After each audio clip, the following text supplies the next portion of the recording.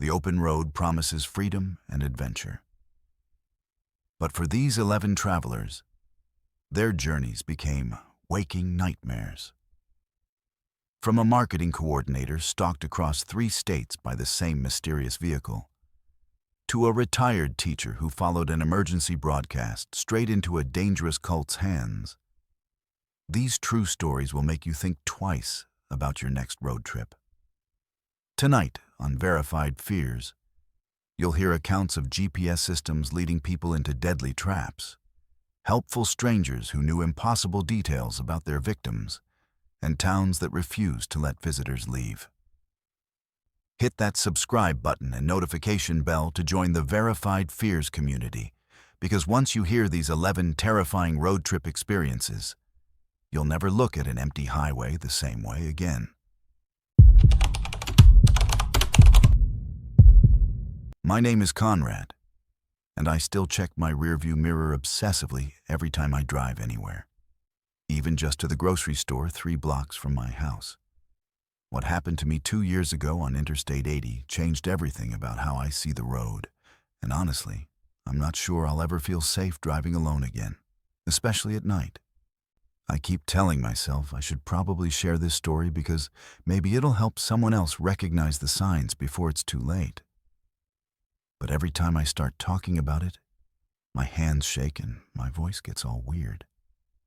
My therapist says talking about it more will help, so here goes nothing. I was driving back to my apartment in Denver after spending the weekend with some college buddies in Iowa.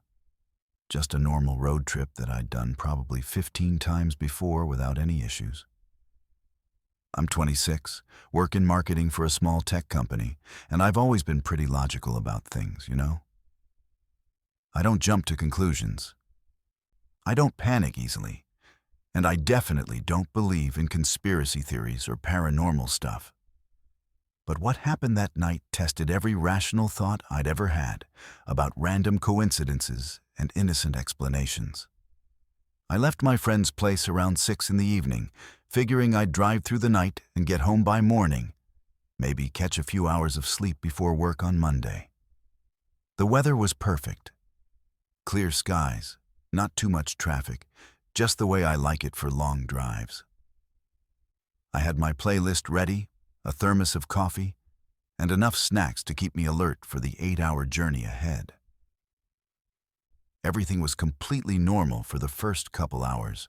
I was making good time, singing along to my music, thinking about the weekend and how good it felt to reconnect with the guys from college.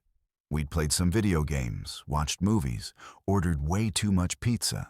Just typical stuff that made me feel like I was 20 again, instead of pushing 30 with a mortgage and a job that stressed me out more than I wanted to admit. The sun was setting behind me, painting the sky these incredible shades of orange and pink. And I remember thinking how peaceful everything felt. That's when I first noticed the headlights in my rearview mirror. But honestly, I didn't think anything of it at first because, it's an interstate highway and there are cars everywhere during normal driving hours. But as the evening wore on and traffic started thinning out, those same headlights were still there. Not close enough to be tailgating or anything threatening, just consistently about a quarter mile behind me, matching my speed perfectly. I told myself it was just another long-distance driver heading in the same direction, probably someone else trying to get home from a weekend trip. Nothing unusual about that at all. I even felt a little solidarity with whoever it was. Like we were both in this together, 2 people pushing through the night to get back to our real lives. But then I started paying more attention, and that's when things got weird. When I sped up to pass a slow-moving truck, the headlights sped up too. When I slowed down because I thought I saw a cop car on the shoulder, the headlights slowed down too. When I moved to the left lane, they moved to the left lane. When I moved back to the right, they followed. I started timing it, and I swear the other car would change lanes exactly 30 seconds after I did. Like they were trying not to make it obvious, but couldn't help following my exact route. My logical brain kept making excuses, though. Maybe it was just someone who noticed I seemed to know where the speed traps were and decided to follow my lead. Maybe they figured I was a local who knew the best lanes for making good time.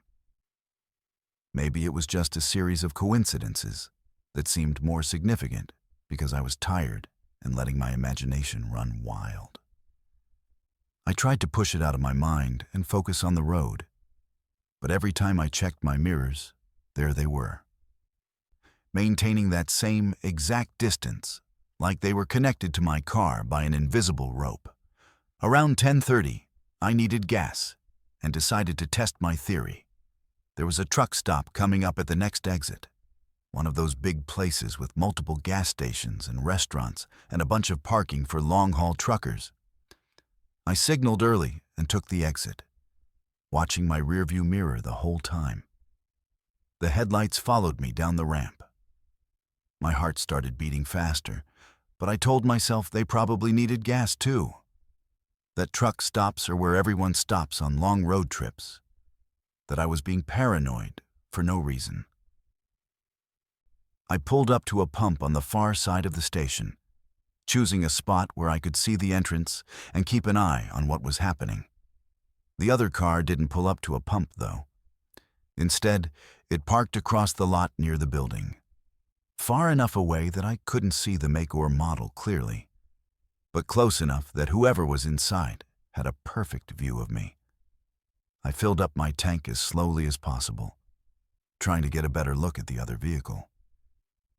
But the lights from the gas station were creating too much glare on their windshield for me to see inside. It looked like a dark sedan, maybe black or dark blue. Nothing particularly distinctive about it that I could tell from that distance. I went inside to pay and buy another coffee, taking my time, hoping they'd give up whatever game they were playing and just drive away. I even went to the bathroom and bought some chips I didn't want, killing probably 20 minutes total. When I came back out, they were still there, still parked in the same spot, still watching. That's when the rational part of my brain finally shut up and the scared part took over. Because there was no innocent explanation for someone sitting in a truck stop parking lot for 20 minutes without getting gas or going inside. I got back in my car and sat there for a minute, trying to decide what to do. I could call the police, but what would I tell them? That someone was driving behind me on a public highway and then stopped at the same truck stop? That wasn't exactly a crime, and I didn't even have a license plate number or a good description of the driver. I could wait them out, just sit there until they left first. But what if they were planning to wait me out too? What if this was some kind of sick game to them, and they had more patience than I did? What if they were hoping I'd be too tired to drive safely after sitting around for hours? I decided to get back on the highway and see what happened. Maybe try a different exit in a few miles and see if they followed me there too. Sure enough, within 2 minutes of me pulling back onto I-80, the headlights were behind me again. Same distance, same steady pace. But now I was actively scared instead of just curious, and being scared made me notice things I'd missed before. Like how they'd dim their headlights whenever we passed other cars, as if they didn't want anyone else to see them clearly. Like how they'd hang back a little further whenever we went through construction zones with concrete barriers. As if they knew those were places where I might try to escape or get help. Like how they seemed to anticipate my lane changes now, moving over almost before I did. As if they'd been studying my driving patterns for hours and could predict what I was going to do next. I tried everything I could think of to lose them, or at least confirm they were deliberately following me. I took random exits and got right back on the highway. They followed. I pulled into rest areas and waited. They waited too, always parking where they could see me, but far enough away that I couldn't see them clearly. I tried sudden lane changes and unexpected speed variations. They matched everything perfectly. I even tried calling my friend Jake and asking him to stay on the phone with me. But when I tried to explain what was happening, it sounded crazy even to me. How do you tell someone that you're being followed by a car that's not actually doing anything illegal or threatening, just driving behind you on a public road? Jake tried to be supportive, but I could tell he thought I was overthinking things, maybe getting paranoid because I was tired. By 2 in the morning, I'd been dealing with this for over 4 hours, and I was starting to panic in a way I'd never experienced before. My hands were sweating so much I could barely grip the steering wheel. My heart was pounding so hard I could hear it over my music. And I kept checking my mirrors so obsessively that I was probably more dangerous to other drivers than whoever was following me. I started thinking about all the true crime podcasts I'd listened to. All the stories about people who disappeared on lonely highways. All the statistics about how many murders happen in remote areas where no one can hear you scream. I kept telling myself that if they wanted to hurt me, they would have done something by now. But then I'd remember reading about killers who liked to psychologically torture their victims first, who got off on the fear and helplessness as much as the actual violence. That's when I decided to try something desperate. There was a small town coming up, and instead of staying on the interstate, I took the exit and started driving through residential neighborhoods, making random turns, hoping to either lose them in the maze of suburban streets or attract enough attention that someone would call the police about suspicious vehicles driving around at 3 in the morning. For a few minutes, I thought it worked. I couldn't see the headlights behind me anymore, and I started to breathe normally for the first time in hours. I found a 24-hour diner and pulled into the parking lot, thinking I'd go inside and sit there until sunrise, maybe call someone to come pick me up and leave my car there until daylight. But as I sat in the parking lot, trying to calm down and figure out my next move, I saw them again. The same headlights, creeping slowly down the street past the diner, not stopping but definitely looking. They'd found me again, even after all those random turns.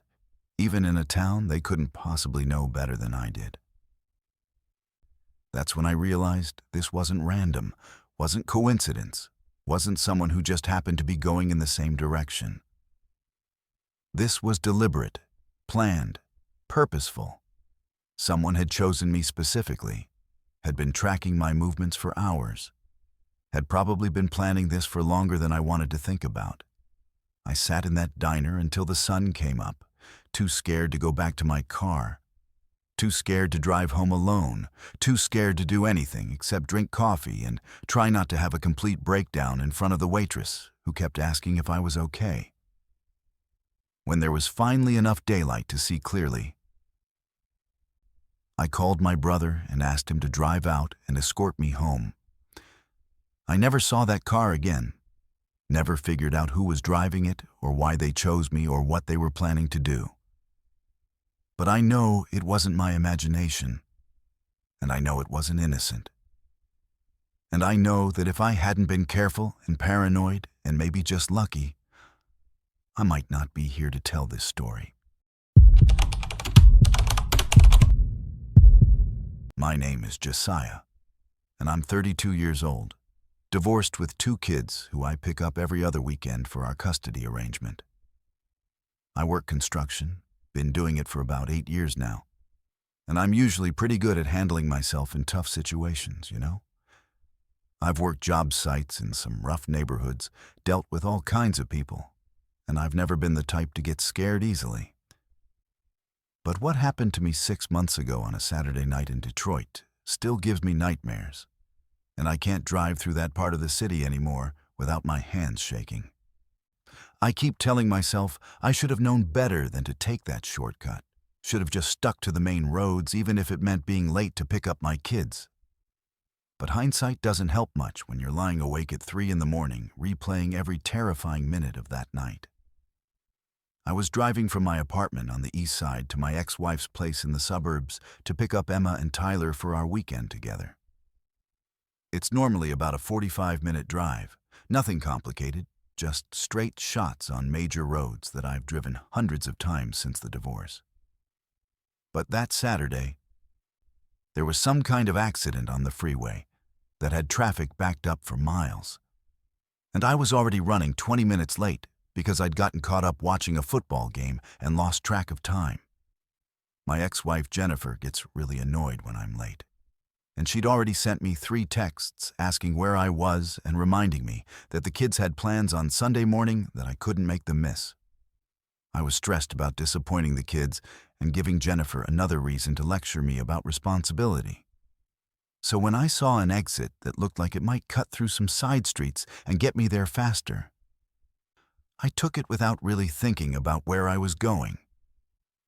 The GPS on my phone immediately started recalculating, and I figured it would guide me through whatever neighborhood I'd stumbled into and get me back on track toward Jennifer's place. But as soon as I got off the freeway, I realized I was in a part of Detroit that I'd never seen before, even though I'd lived in the area my whole life. The streetlights were mostly burned out, half the buildings looked abandoned, and there was trash everywhere, like no one had picked up garbage in months. I've worked construction in plenty of rough neighborhoods, but this felt different. More desperate somehow. Like a place where bad things happened regularly, and no one cared enough to do anything about it. I started second-guessing my decision to take the shortcut. But the GPS was telling me to keep going straight. So I figured I'd just follow its directions and get out of there as quickly as possible. That's when my car started making this weird grinding noise from somewhere under the hood, like metal scraping against metal. I'd been meaning to take it to a mechanic for a tune-up, but construction work doesn't pay enough to spend money on preventive maintenance when the car still runs. So I'd been putting it off until something actually broke. Well, something had finally broken. And of course it happened in the worst possible place, at the worst possible time. The grinding got louder and louder, and then the engine just died completely, right in the middle of a street that looked like it belonged in a post-apocalyptic movie. No streetlights, no traffic, no signs of life except for a few windows, with flickering lights that could have been candles or just old televisions. I tried starting the car again, but nothing happened. Not even the sound of the engine turning over. The battery was fine because the radio and lights still worked, but whatever had been making that grinding noise had killed the engine completely. I sat there for a minute, trying to figure out what to do. I could call a tow truck, but I didn't even know what street I was on, and most tow companies won't come into certain parts of the city after dark anyway. I could call Jennifer and ask her to come pick me up, but she'd never let me hear the end of it, and I'd probably lose my weekend with the kids. I could walk back to the freeway and try to find help there. But it was already past 9 o'clock, and I hadn't seen any open businesses or gas stations on my way in. That's when I noticed the fog. It hadn't been foggy when I left my apartment, and the weather report hadn't mentioned anything about fog. But suddenly there was this thick, gray mist rolling down the street like something out of a horror movie. Within minutes, I could barely see 20 feet in any direction, and the few streetlights that had been working were now just dim glows in the darkness. I'd never seen fog that thick in Detroit, especially not in October, and it seemed to be getting thicker by the minute. The temperature had dropped too, from a comfortable 60 degrees to something that felt like it was barely above freezing, and I could see my breath when I exhaled. I decided I didn't have much choice but to start walking and hope I could find help before I froze to death or got completely lost in the fog. I locked my car, even though there wasn't much worth stealing in it, and started walking back in the direction I'd come from, trying to retrace my route to the freeway. But the fog was so thick I couldn't see street signs or landmarks, and all the buildings looked the same in the dim light. Just dark shapes looming out of the mist like abandoned monuments to urban decay. I'd been walking for maybe 10 minutes when I heard footsteps behind me. Slow and deliberate, like someone was following me but trying not to make too much noise. I turned around, but I couldn't see anyone through the fog. Just shadows moving in and out of the gray mist like ghosts. I stopped walking and listened, and the footsteps stopped too. I started walking again, faster this time, and the footsteps started again, matching my pace exactly. My construction work has taught me to pay attention to my surroundings and trust my instincts when something doesn't feel right. And every instinct I had was screaming that I needed to get out of there as fast as possible. But I was lost in the fog, on foot with no idea which direction led to safety and which led deeper into whatever nightmare I'd stumbled into. That's when I heard voices, multiple people talking in low tones somewhere ahead of me in the fog. I couldn't make out what they were saying, but something about the way they were talking made my skin crawl, like they were discussing something they didn't want anyone else to hear. I thought about calling out and asking for help, but something told me that would be a very bad idea. So I tried to move quietly and avoid walking directly toward the voices. But the fog was so disorienting that I couldn't tell if I was moving away from them or getting closer, and the sound seemed to be coming from different directions at the same time. Suddenly, a figure emerged from the fog right in front of me, and I nearly jumped out of my skin. It was a man, maybe in his 40s, wearing clothes that looked like they hadn't been washed in weeks and had this wild look in his eyes, like he was high on something or hadn't slept in days. He smiled when he saw me, but it wasn't a friendly smile. It was the kind of smile that predators give their prey right before they strike. He asked me what I was doing walking around their neighborhood so late at night. And when I explained about my car breaking down, he laughed and said I'd picked the wrong place to have car trouble. He told me his friends would be very interested in meeting me. And that's when I realized the voices I'd been hearing were getting closer, and I could see more shadowy figures moving through the fog toward us. The man reached into his jacket, and I didn't wait to see what he was reaching for. I turned and ran as fast as I could in the opposite direction, crashing through the fog like a blind man, not caring where I was going, as long as it was away from those people. I could hear them shouting behind me and the sound of multiple sets of footsteps chasing after me. But the fog was working in my favor now, making it hard for them to see me, even though it made it hard for me to see where I was going. I ran for what felt like hours, but was probably only minutes, stumbling over trash and debris, bouncing off parked cars and fire hydrants, just trying to put as much distance as possible between me and whoever had been chasing me. Eventually, I saw lights ahead through the fog, real electric lights from what looked like a convenience store or gas station. I ran toward the lights like they were the gates of heaven, and when I got there, I found a 24-hour gas station with a clerk behind bulletproof glass who looked at me like I was crazy when I stumbled in bleeding from cuts on my face and arms, breathing hard and covered in sweat despite the cold. I called the police, and when they finally showed up an hour later, they found my car exactly where I'd left it.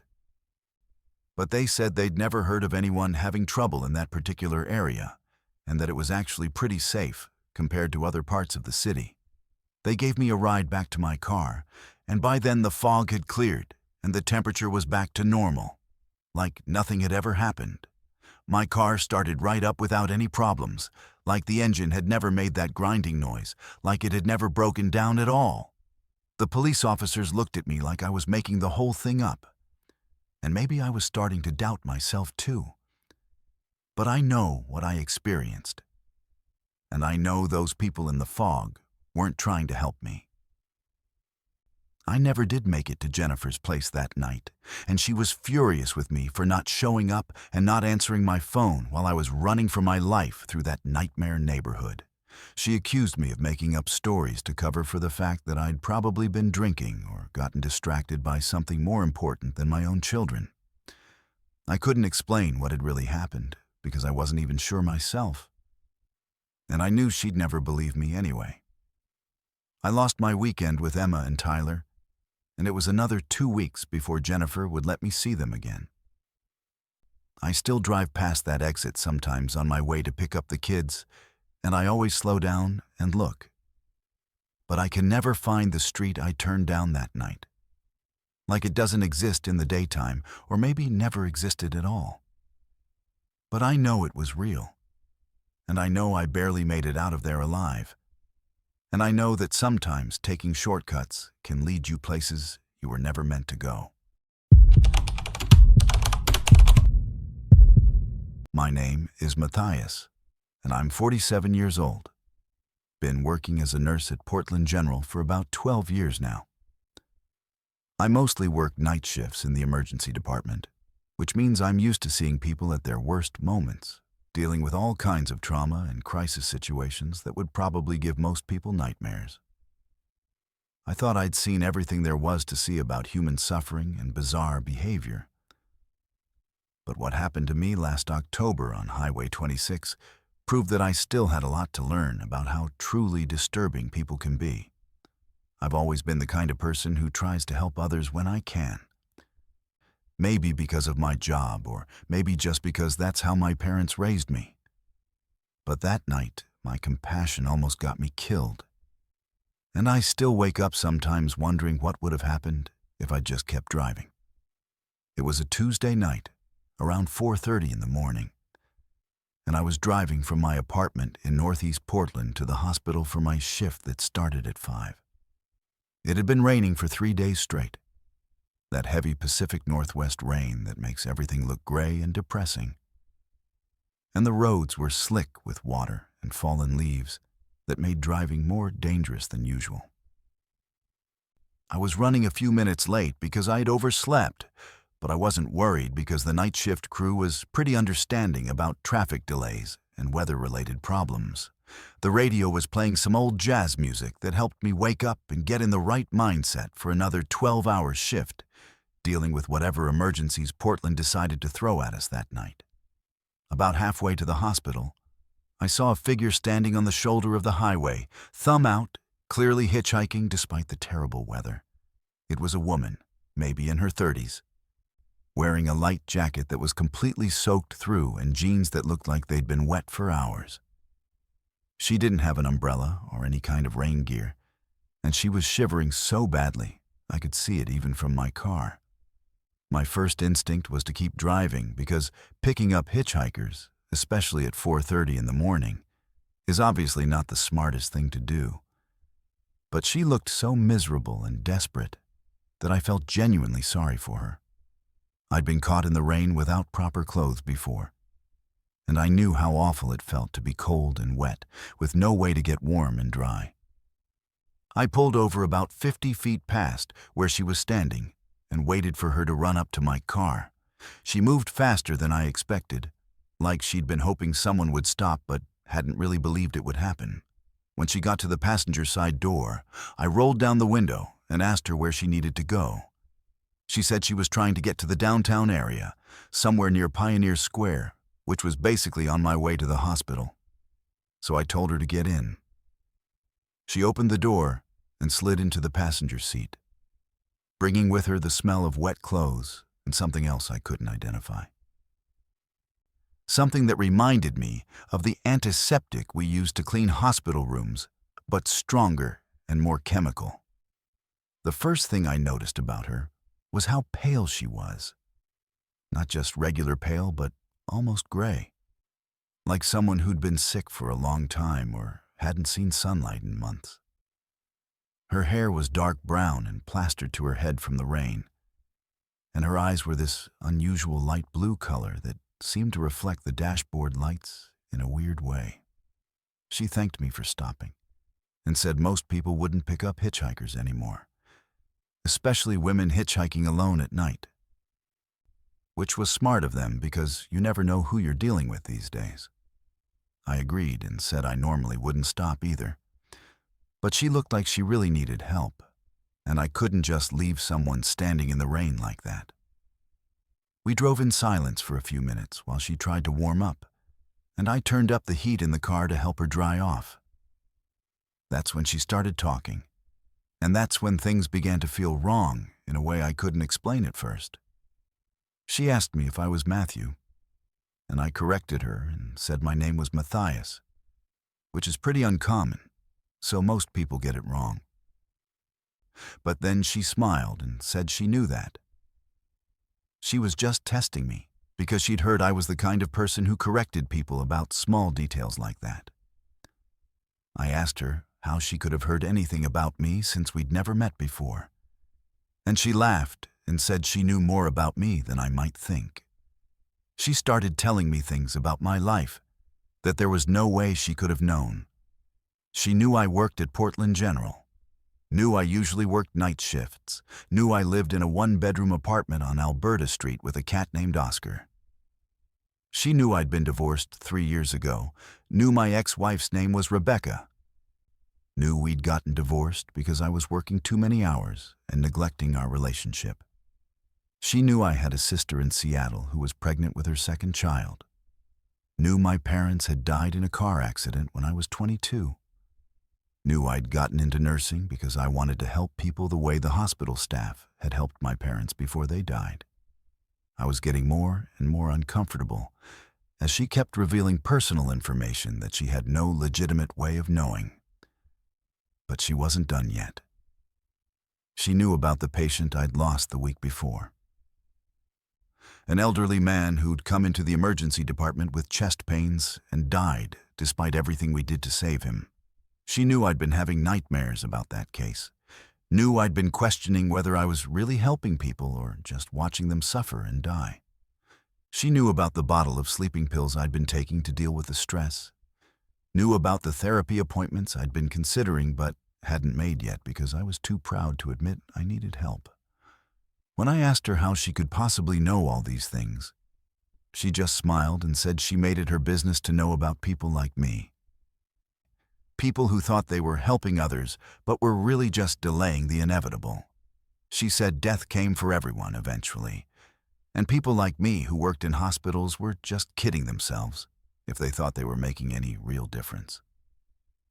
She said she'd been watching me for weeks, learning about my routines and my weaknesses, waiting for the right opportunity to have this conversation. She said she had a message for me from someone I'd lost, but she didn't say who. That's when I realized I needed to get her out of my car as quickly as possible, because whatever was happening wasn't normal and wasn't safe. I told her I needed to stop for gas and that she'd have to get out there. But she said we weren't done talking yet, and that I shouldn't be so eager to end our conversation. She reached over and put her hand on my arm, and her skin was cold. Not just cold from the rain, but cold like someone who'd been dead for hours. Her grip was stronger than it should have been, and when I tried to pull my arm away, she held on tight enough to leave bruises. She told me she had a prediction about my future. Something that was going to happen very soon that would change everything about how I saw my job and my life. She said someone was going to come into the emergency department that night, someone I'd recognize, someone whose life I wouldn't be able to save, no matter how hard I tried. She said I'd realize then that all my years of trying to help people had been pointless, that death always wins in the end, and that I should consider whether it might be better to help people die peacefully instead of fighting a battle that couldn't be won. I managed to pull into a gas station and told her she needed to get out immediately, that I was calling the police if she didn't leave me alone. She laughed and let go of my arm, then opened the passenger door and got out without saying another word. I watched her walk away into the rain, and she moved differently than she had when she'd gotten into my car, smoother and more confident, like she wasn't affected by the cold or the weather anymore. I sat in my car for 10 minutes, trying to calm down and figure out what had just happened. Then drove the rest of the way to the hospital in a state of complete confusion and fear. When I got to work, I tried to forget about the hitchhiker and focus on my patients. But I couldn't stop thinking about her predictions and the things she'd said about someone coming in that I'd recognize. Around 7 in the morning, the paramedics brought in a man who'd been in a single car accident. And when I saw his face, I nearly collapsed. It was my ex-wife's new boyfriend, someone I'd met twice at awkward social gatherings, someone I'd actively disliked because he'd replaced me in Rebecca's life. He was unconscious and bleeding internally, and despite everything we did, despite all the medical knowledge and equipment and expertise we threw at his case, he died an hour later. I never saw that hitchhiker again, and I never figured out how she knew the things she knew or how she could have predicted what would happen that night. But I know she was real, and I know she was dangerous. And I know that picking her up was the biggest mistake I'd ever made. I stopped trying to help strangers after that, stopped being the kind of person who pulls over for hitchhikers or gives money to homeless people or goes out of his way to make other people's lives easier. Maybe that makes me a worse person. But it also makes me a safer person. And after what happened that night, I decided that my safety was more important than my compassion. My name is Zaire, and I'm 54 years old, recently retired from 30 years of teaching high school mathematics in Portland, Oregon. I've always considered myself a logical person, someone who believes in facts and evidence and reasonable explanations for everything. Which is probably why what happened to me 6 months ago has been so difficult to process and accept. I'm not good with technology, never have been. But my daughter insisted I get one of those GPS navigation systems for my car when I told her I was planning to drive cross-country to visit my grandchildren in North Carolina. She said it would make the trip safer and easier, that I wouldn't have to worry about getting lost or reading paper maps while driving, and that the GPS would find the fastest routes and warn me about traffic problems ahead of time. I'd been looking forward to this trip for months, ever since my retirement party in June. After 3 decades of dealing with teenagers who thought algebra was a form of torture and parents who blamed me for their children's lack of motivation, I was ready for some peace and quiet on the open road. My son Michael lived in Asheville with his wife and 2 kids, and I hadn't seen them since Christmas because flights were so expensive and driving seemed like too much of a hassle when I was still working full-time. But now I had all the time in the world, and I figured a leisurely drive across the country would be exactly what I needed to decompress from all those years in the classroom. The GPS seemed simple enough when my daughter explained it to me. You just type in your destination, and it calculates the best route and gives you turn-by-turn directions in a pleasant female voice that tells you exactly when to turn and which lanes to use. It even shows you how much time the trip will take and warns you about construction zones or accidents that might slow you down. I tested it a few times driving around Portland, and it worked perfectly. So I felt confident about using it for the longer journey to North Carolina. I left Portland on a Tuesday morning in September, planning to take my time and drive about 6 hours a day, stopping whenever I wanted to see interesting sights or just stretch my legs. The first day went exactly as planned. The GPS guided me through Oregon and into Idaho without any problems, and I spent the night in a comfortable motel in Boise. Feeling proud of myself for managing the technology and making good progress toward my destination. The second day was equally smooth, taking me across Idaho and into Wyoming, where I stopped for the night in a small town called Rawlins that the GPS had recommended as a good halfway point. But on the third day, somewhere in the remote areas of Wyoming, things started to go wrong in ways I still can't fully explain. I was driving through some of the most desolate landscape I'd ever seen. Just endless stretches of brown hills and scrub brush, with no signs of civilization for miles in any direction. The GPS had been working normally all morning, giving me clear directions and keeping me on Interstate 80 toward Nebraska. But around noon, it suddenly announced that it was recalculating the route and that I should take the next exit to stay on the fastest path to my destination. I was surprised because I couldn't see any reason why leaving the interstate would be faster than staying on it. But I figured the GPS probably knew about road construction or traffic problems that I couldn't see yet, so I followed its instructions and took the exit.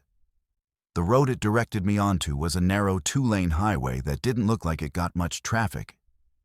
But the GPS seemed confident this was the right way, so I kept following its directions as it led me deeper and deeper into the Wyoming wilderness. After about an hour of driving on increasingly remote roads, I started to feel uncomfortable about the route the GPS had chosen. I hadn't seen another car in over 30 minutes, and the roads were getting narrower and more primitive, like they were designed for local ranch traffic rather than long-distance travelers. The GPS kept telling me to turn onto smaller and smaller roads, some of which weren't even paved, just gravel tracks that wound through hills and valleys that looked like they'd never been developed or inhabited by anyone. I tried to turn the GPS off and turn around to get back to the interstate, but every time I stopped and tried to change the destination or cancel the route, the device would restart itself and continue giving me directions to take the next turn. It was like it had developed a mind of its own and was determined to take me wherever it wanted me to go, regardless of what I wanted to do. I'd never experienced anything like it before, and my limited understanding of technology wasn't enough to figure out how to override whatever was controlling the navigation system. By mid-afternoon, I was completely lost in terrain that looked more like the surface of Mars than anything I'd expected to find in Wyoming. The GPS had led me into a maze of dirt roads and cattle paths that seemed to wind randomly through a landscape of red rocks and deep canyons that I was pretty sure weren't on any official maps. I hadn't seen a single sign of human habitation for hours, no houses or barns or even fence posts. Just endless miles of wilderness that seemed to stretch to the horizon in every direction. That's when I started encountering the people, if you could call them people. They appeared at first as distant figures standing on hilltops or beside the road, always just far enough away that I couldn't see them clearly, but close enough that I knew they were watching me. At first, I thought they might be ranchers or hunters, locals who were curious about a stranger driving through their remote area. But as I saw more and more of them, their behavior started to seem increasingly strange and threatening. They never waved or acknowledged me in any normal way. They just stood perfectly still and watched my car pass, turning their heads to follow my movement like security cameras tracking an intruder. Some of them appeared to be holding tools or weapons, though I couldn't make out exactly what they were carrying from a distance. Others seemed to be communicating with each other in ways I couldn't understand, making gestures or signals that suggested they were coordinating their activities and reporting on my location and direction of travel. The GPS continued to guide me deeper into this nightmare landscape, directing me to turn onto roads that barely deserved the name. Just tire tracks through sand and rocks that threatened to damage my car with every mile. I was starting to panic about running out of gas or getting stuck somewhere so remote that no one would ever find me. But every time I tried to turn around or find a different route, the GPS would recalculate and direct me back onto the same impossible path. As the sun began to set, the situation became even more terrifying. The figures I'd been seeing all day started to move closer to the road, some of them following my car on foot at a pace that should have been impossible for humans to maintain. I could see them in my rearview mirror, dark shapes jogging along behind me through the gathering dusk, never falling behind, no matter how fast I drove on the rough terrain. Others appeared ahead of me, standing directly in the road as if they were trying to force me to stop. but whenever I got close enough to see them clearly, they would step aside and disappear into the rocks and brush. The GPS finally led me to what looked like a small settlement, a cluster of buildings that appeared suddenly around a bend in the road, like something out of a fever dream. It wasn't marked on any signs, and it didn't look like any normal town I'd ever seen. The buildings were old and weathered, constructed from materials that seemed to have been scavenged from different sources and assembled without any coherent plan or architectural style. There were no power lines or telephone poles, no paved streets or sidewalks, no cars or trucks or any other signs of modern civilization. The GPS announced that I had reached my destination, which was impossible because I was supposed to be going to North Carolina, not some abandoned settlement in the middle of Wyoming. I stopped the car and tried to figure out what was happening. But before I could decide what to do next, people started emerging from the buildings and gathering around my car. They moved slowly and deliberately, like they'd been waiting for me to arrive. And their faces were pale and gaunt in a way that suggested malnutrition or disease. They didn't speak or make any threatening gestures. They just surrounded my car and stared at me through the windows with expressions that I can only describe as hungry. Some of them reached out and touched the car's surface, running their fingers along the metal and glass like they were examining something they'd never seen before. Others seemed to be studying me specifically, looking at my clothes and my face with an intensity that made my skin crawl. I realized I needed to get out of there immediately, before whatever these people were planning could happen. I put the car in reverse and backed away from the crowd as carefully as I could, trying not to hit anyone but determined to escape whatever trap I'd driven into. The GPS immediately started recalculating, trying to guide me back toward the settlement. But I ignored its directions and drove in the opposite direction as fast as the rough roads would allow. It took me 6 hours to find my way back to Interstate 80, 6 hours of driving through darkness on roads that seemed to shift and change every time I thought I was making progress toward civilization. The GPS fought me the entire way, constantly trying to redirect me back toward that horrible settlement, until I finally threw it out the window in frustration and navigated by the stars and my own sense of direction. When I finally reached the interstate, I drove straight through the night to Denver, where I stopped at the first electronics store I could find and bought a paper atlas. I completed the rest of my trip to North Carolina using old-fashioned maps and written directions, and I never used a GPS navigation system again. My daughter thinks I'm being paranoid and stubborn, that I probably just made a mistake with the technology or encountered some kind of software glitch. But I know what I experienced, and I know that GPS was deliberately trying to lead me somewhere I was never supposed to go. My name is Corbin, and I'm 22 years old. Just finished my sophomore year at Oregon State University studying business administration. I'm from a small town in eastern Oregon where nothing really bad ever happens. And I guess that made me more trusting and less cautious than I should have been when I went on my spring break road trip to California last March.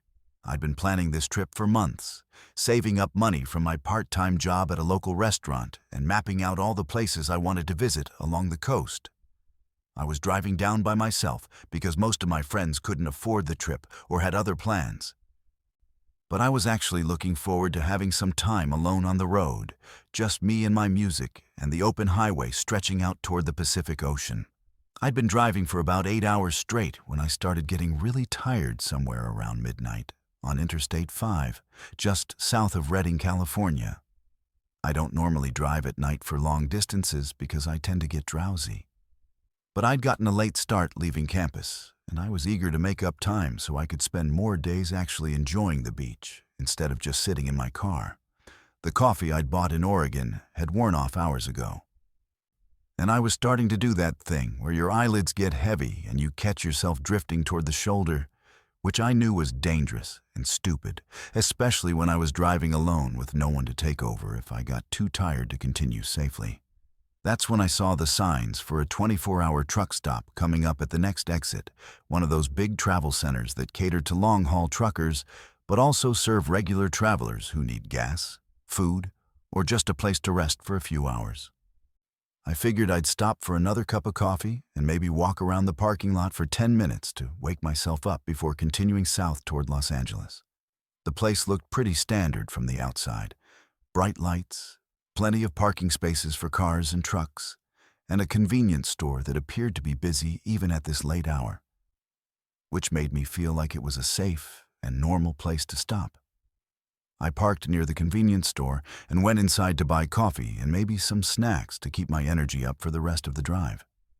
The store was bigger than I expected, with several aisles of typical road trip supplies like energy drinks, chips, candy, and those pre-made sandwiches that taste like cardboard but fill you up when you're hungry and don't have many options.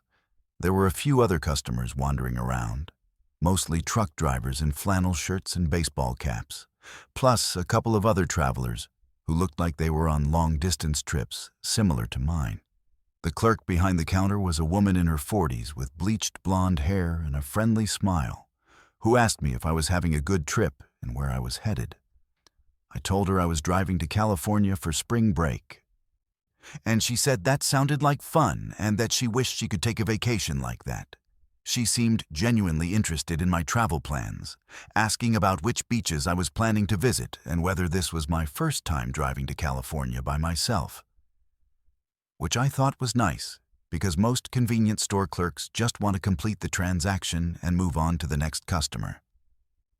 I bought a large coffee and a bag of chips, and as I was paying, the clerk mentioned that they had really comfortable seating areas in the back of the store where travelers could sit and rest for a while if they needed to take a break from driving.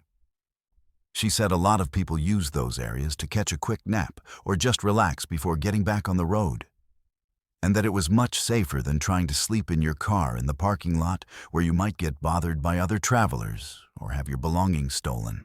I thanked her for the suggestion and said I might check it out after I finished my coffee and stretched my legs a bit outside. I walked around the parking lot for a few minutes, drinking my coffee and trying to wake myself up. But I was still feeling pretty drowsy, so I decided to take the clerk's advice and check out the seating area she'd mentioned. I went back inside and found the area she was talking about, a section toward the rear of the store with several comfortable-looking chairs and small tables where people could sit and eat or just rest. There were already a few people sitting back there, including a couple of truck drivers eating sandwiches and an older man reading a newspaper. So it seemed like a legitimate and safe place to spend a few minutes recovering from the long drive. I sat down in one of the chairs and started sipping my coffee, checking my phone to see how much further I had to drive to reach my hotel in Los Angeles. That's when I started noticing that the other people in the seating area were paying more attention to me than seemed normal for strangers sharing a public space. The truck drivers kept glancing over at me between bites of their sandwiches, and the older man with the newspaper was looking at me over the top of the pages in a way that made me feel uncomfortable, like he was studying me rather than just casually observing his surroundings. I tried to ignore their attention and focus on my phone, but after a few minutes, I started feeling unusually drowsy, much more tired than I should have been after drinking a large cup of coffee that was supposed to wake me up. My eyelids were getting heavy in a way that felt different from normal tiredness, more like the way you feel when you're getting sick or when you've taken cold medicine that makes you sleepy. I thought maybe I was just more exhausted from the long drive than I'd realized, but something about the situation was starting to feel wrong in a way I couldn't quite identify. The clerk who'd been so friendly when I bought my coffee came back to the seating area and asked how I was doing, whether the coffee was helping me feel more alert. When I told her I was actually feeling more tired than before, she laughed and said that sometimes happens when your body finally relaxes after being tense from driving for so many hours. She suggested I might want to lie down in one of the sleeping areas they had available for travelers, small rooms in the back of the building where people could rent a bed for a few hours if they needed to rest before continuing their journey. I'd never heard of truck stops having sleeping rooms like that, but she seemed very knowledgeable about the facilities and offered to show me where they were located. My thinking was getting fuzzy, and the idea of lying down for an hour or two was starting to seem very appealing, even though part of my brain was trying to tell me that something wasn't right about the situation. The clerk led me toward the back of the building, past the restrooms, and through a door I hadn't noticed before, into a corridor lined with small rooms that looked more like motel rooms than anything I'd expect to find in a truck stop. She opened the door to one of the rooms and showed me inside, explaining that there was no charge for using the facilities as long as I'd made a purchase in the store, which I had. The room had a single bed, a small table, and no windows, which struck me as odd, but not necessarily suspicious, since these were supposed to be rooms for napping rather than overnight stays. She said I could rest as long as I needed to, and that someone would check on me in a few hours to make sure I was doing okay. Then she left and closed the door behind her. I sat on the edge of the bed, trying to fight off the overwhelming drowsiness that was making it difficult to think clearly. Something was definitely wrong with how tired I felt, especially since I'd just consumed a large amount of caffeine that should have had the opposite effect. I tried to stand up and leave the room, but my legs felt unsteady and my coordination was off in a way that reminded me of the few times in college when I'd had too much to drink, except I hadn't consumed any alcohol that evening. That's when I heard voices in the corridor outside the room, multiple people talking in low tones about something they clearly didn't want to be overheard discussing. I couldn't make out most of what they were saying, but I caught enough words to understand that they were talking about me, using phrases like the college kid and ready for transport. That made my blood run cold despite the fog in my brain. I realized I needed to get out of there immediately, before whatever they had planned could happen. But I was having trouble coordinating my movements and thinking clearly enough to form a plan. I forced myself to stand up and tried the door, but it was locked from the outside, which confirmed my worst fears about what was happening. I was trapped in a windowless room, drugged and helpless, with people outside who clearly had bad intentions toward me. I started pounding on the door and yelling for help, but my voice sounded weak and slurred even to my own ears, and I could hear the people in the corridor laughing at my attempts to escape. The drowsiness was getting worse by the minute, and I knew that if I gave in to it and lost consciousness, I might never wake up again.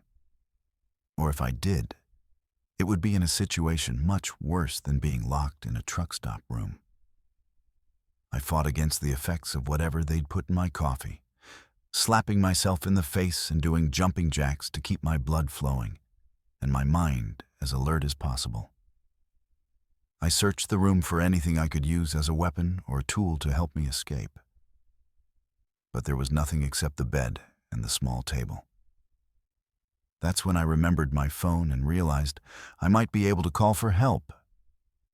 Even though my hands were shaking so badly I could barely operate the touch screen, I managed to dial 911, but when the operator answered, my speech was so slurred and confused that I had trouble explaining where I was or what was happening. I tried to give them the name of the truck stop and the exit number, but I wasn't sure if they understood what I was telling them, or if they thought I was just a drunk college kid making a prank call. I could hear more activity in the corridor outside my room, people moving around and preparing for something that I was pretty sure involved me leaving that place against my will. The drug they'd given me was making it increasingly difficult to stay conscious and think rationally. But I knew I had to do something drastic before I lost the ability to help myself. I picked up the small table and used it to break the lock on the door, making enough noise that I hoped it would attract attention from legitimate travelers or employees who weren't part of whatever scheme was happening. The door burst open, and I stumbled out into the corridor, nearly colliding with the friendly clerk who was no longer looking friendly at all. She tried to grab my arm and pull me back into the room, saying I needed to rest and that everything would be fine. But I pushed past her and ran toward what I hoped was the exit.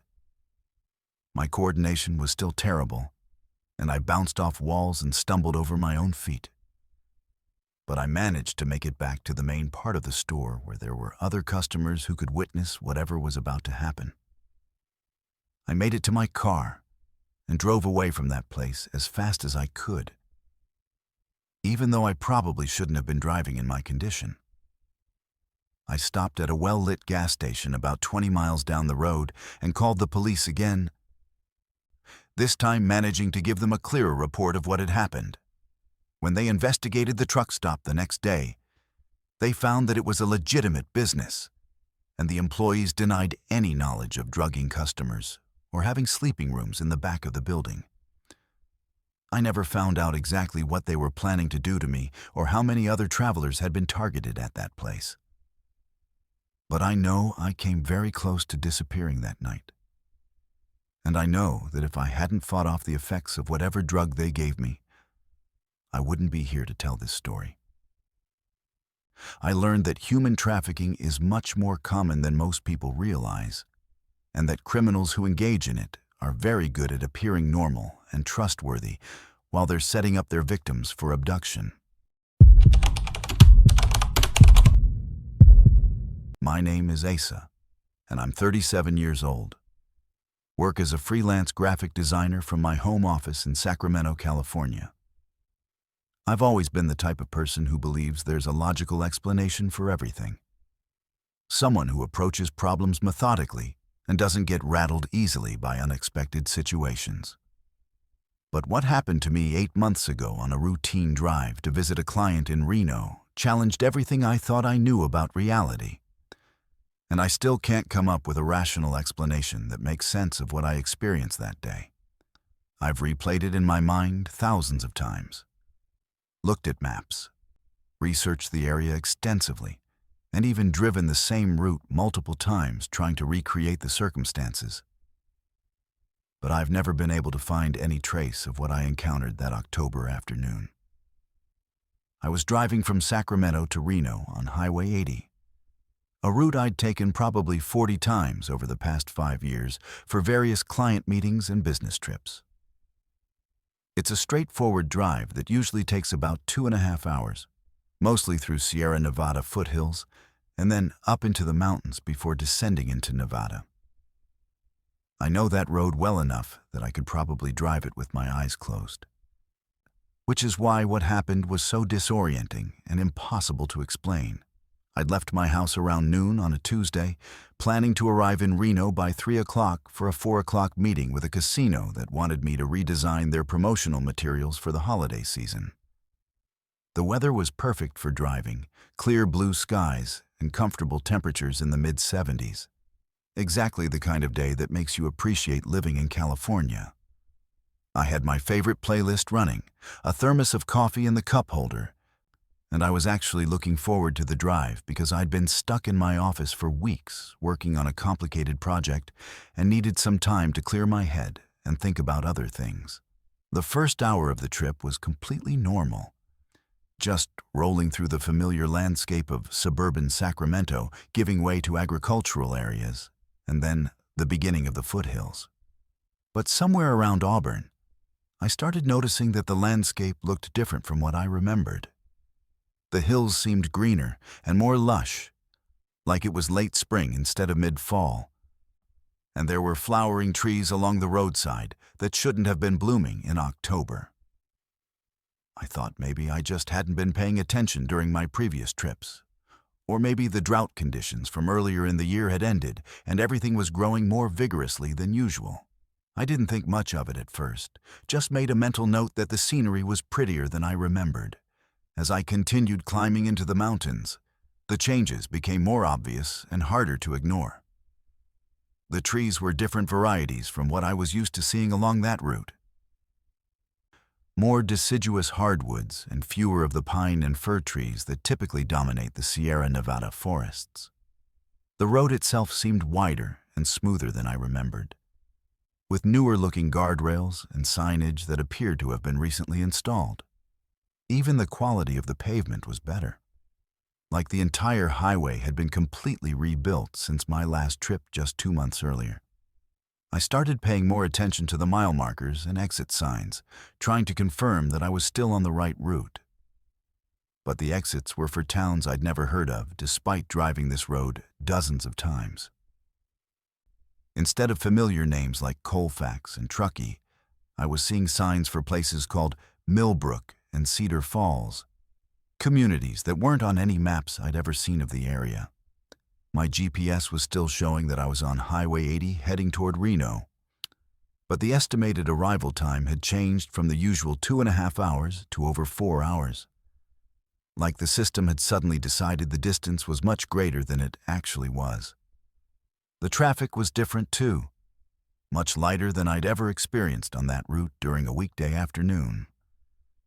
Highway 80 is usually pretty busy with commuters and truckers, but I was seeing maybe one car every 10 minutes, and most of them were older models from the 1950s and 1960s that looked like they'd been perfectly preserved or restored to showroom condition. The few drivers I could see clearly were dressed in clothing styles that seemed outdated, men in suits and fedoras, women in dresses and headscarves, like they were heading to a vintage car show or historical reenactment event. Around what should have been the halfway point of my trip, I crested a hill and saw something that made me pull over to the side of the road in complete confusion.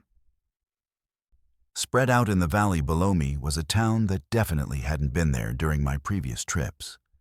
A substantial community with what looked like several thousand residents, complete with downtown commercial districts, residential neighborhoods, and industrial areas on the outskirts. According to my understanding of the geography, this area should have been mostly wilderness, with maybe a few scattered houses and a gas station or two. The architecture of the town was unlike anything I'd seen in modern California, with Art Deco buildings and wide boulevards that looked like they'd been designed in the 1930s or 1940s. Everything appeared to be in perfect condition, like the entire community had been built recently, but designed to look like it was from an earlier era. There were people walking around the streets, cars parked along the curbs, and smoke rising from chimneys, clear signs that this was an active, functioning town rather than some kind of abandoned historical site or movie set. I sat in my car for several minutes, trying to make sense of what I was seeing. I'd driven this exact route many times, and I was certain there had never been a town of this size in this location. I checked my GPS again, and it was still insisting I was on Highway 80, but now it was showing that Reno was still over 3 hours away, which was impossible given how far I'd already traveled. I tried calling my client to let them know I might be late for our meeting, but my phone had no signal despite being in an area where I'd always had good coverage in the past. I decided to drive down into the town to see if I could figure out where I was, and maybe get directions back to the correct route to Reno. The main street was lined with businesses that looked like they belonged in a different decade. A five-and-dime store, a soda fountain, a movie theater showing films I'd never heard of, and a gas station with old-fashioned pumps that looked like antiques. The few people I saw on the sidewalks were dressed in the same vintage clothing I'd noticed in the cars, and they moved with a leisurely pace that suggested they had all the time in the world. I parked in front of what appeared to be a diner and went inside to ask for directions. The interior was exactly what you'd expect from the 1950s, with red vinyl booths, a long counter with chrome stools, and a jukebox playing music I recognized as being from that era. The waitress behind the counter was a woman in her 40s wearing a uniform that looked like something from an old television show, complete with a small white cap and an apron with the diner's name embroidered on it. When I asked her about getting to Reno, she looked confused and said she'd never heard of any place by that name. I tried to explain that it was a major city in Nevada, just a few hours east of where we were, but she insisted that we were in California and that the nearest city of any significant size was San Francisco, which was several hours to the west. I asked her what town we were in, and she said it was called Millbrook, which matched one of the road signs I'd seen earlier, but didn't correspond to any place I could find on any maps. I tried to show her my GPS to prove that Reno existed and that I was supposed to be heading there. But my phone was completely dead, despite having been fully charged when I left Sacramento. She offered to let me use the diner's phone to call someone. But when I tried to dial numbers I knew by heart, I kept getting recordings saying that the numbers were not in service or had been disconnected. Even directory assistants couldn't find listings for people and businesses I knew existed. Like they'd been completely erased from all records. I spent about an hour in that diner, trying to figure out what was happening and how to get back to the world I knew. The other customers seemed friendly enough, but they all talked about current events and cultural references that sounded like they were from the 1950s, discussing politicians who'd been dead for decades and movies that had been made before I was born. When I mentioned modern technology or recent historical events, they looked at me like I was speaking a foreign language or making up stories about things that had never happened. Eventually, I decided I needed to get out of there and try to find my way back to the highway, even though I wasn't sure which direction to go or how to get back to the route I'd been following. I thanked the waitress for her help, left money for the coffee I'd ordered, and walked back to my car. But when I got outside, I realized I had a bigger problem than just being lost. My car looked different, older somehow, like it had aged several decades in the hour I'd been inside the diner. The paint was faded, the chrome was tarnished, and the interior had developed a musty smell like it had been sitting unused for years. I drove out of Millbrook as quickly as I could, following road signs that pointed toward Sacramento, hoping I could retrace my route and figure out where I'd made a wrong turn. But as I climbed back up into the hills, the landscape began to change again, gradually returning to the familiar pine forests and granite outcroppings I associated with the Sierra Nevada mountains. The road narrowed, and the pavement became rougher, more like the Highway 80 I remembered. And when I crested the same hill where I'd first seen the mysterious town, the valley below was empty wilderness, exactly as it should have been. My GPS came back to life and showed that I was indeed on Highway 80, about 2 hours from Reno, which meant I'd somehow lost an entire day during my detour through Millbrook.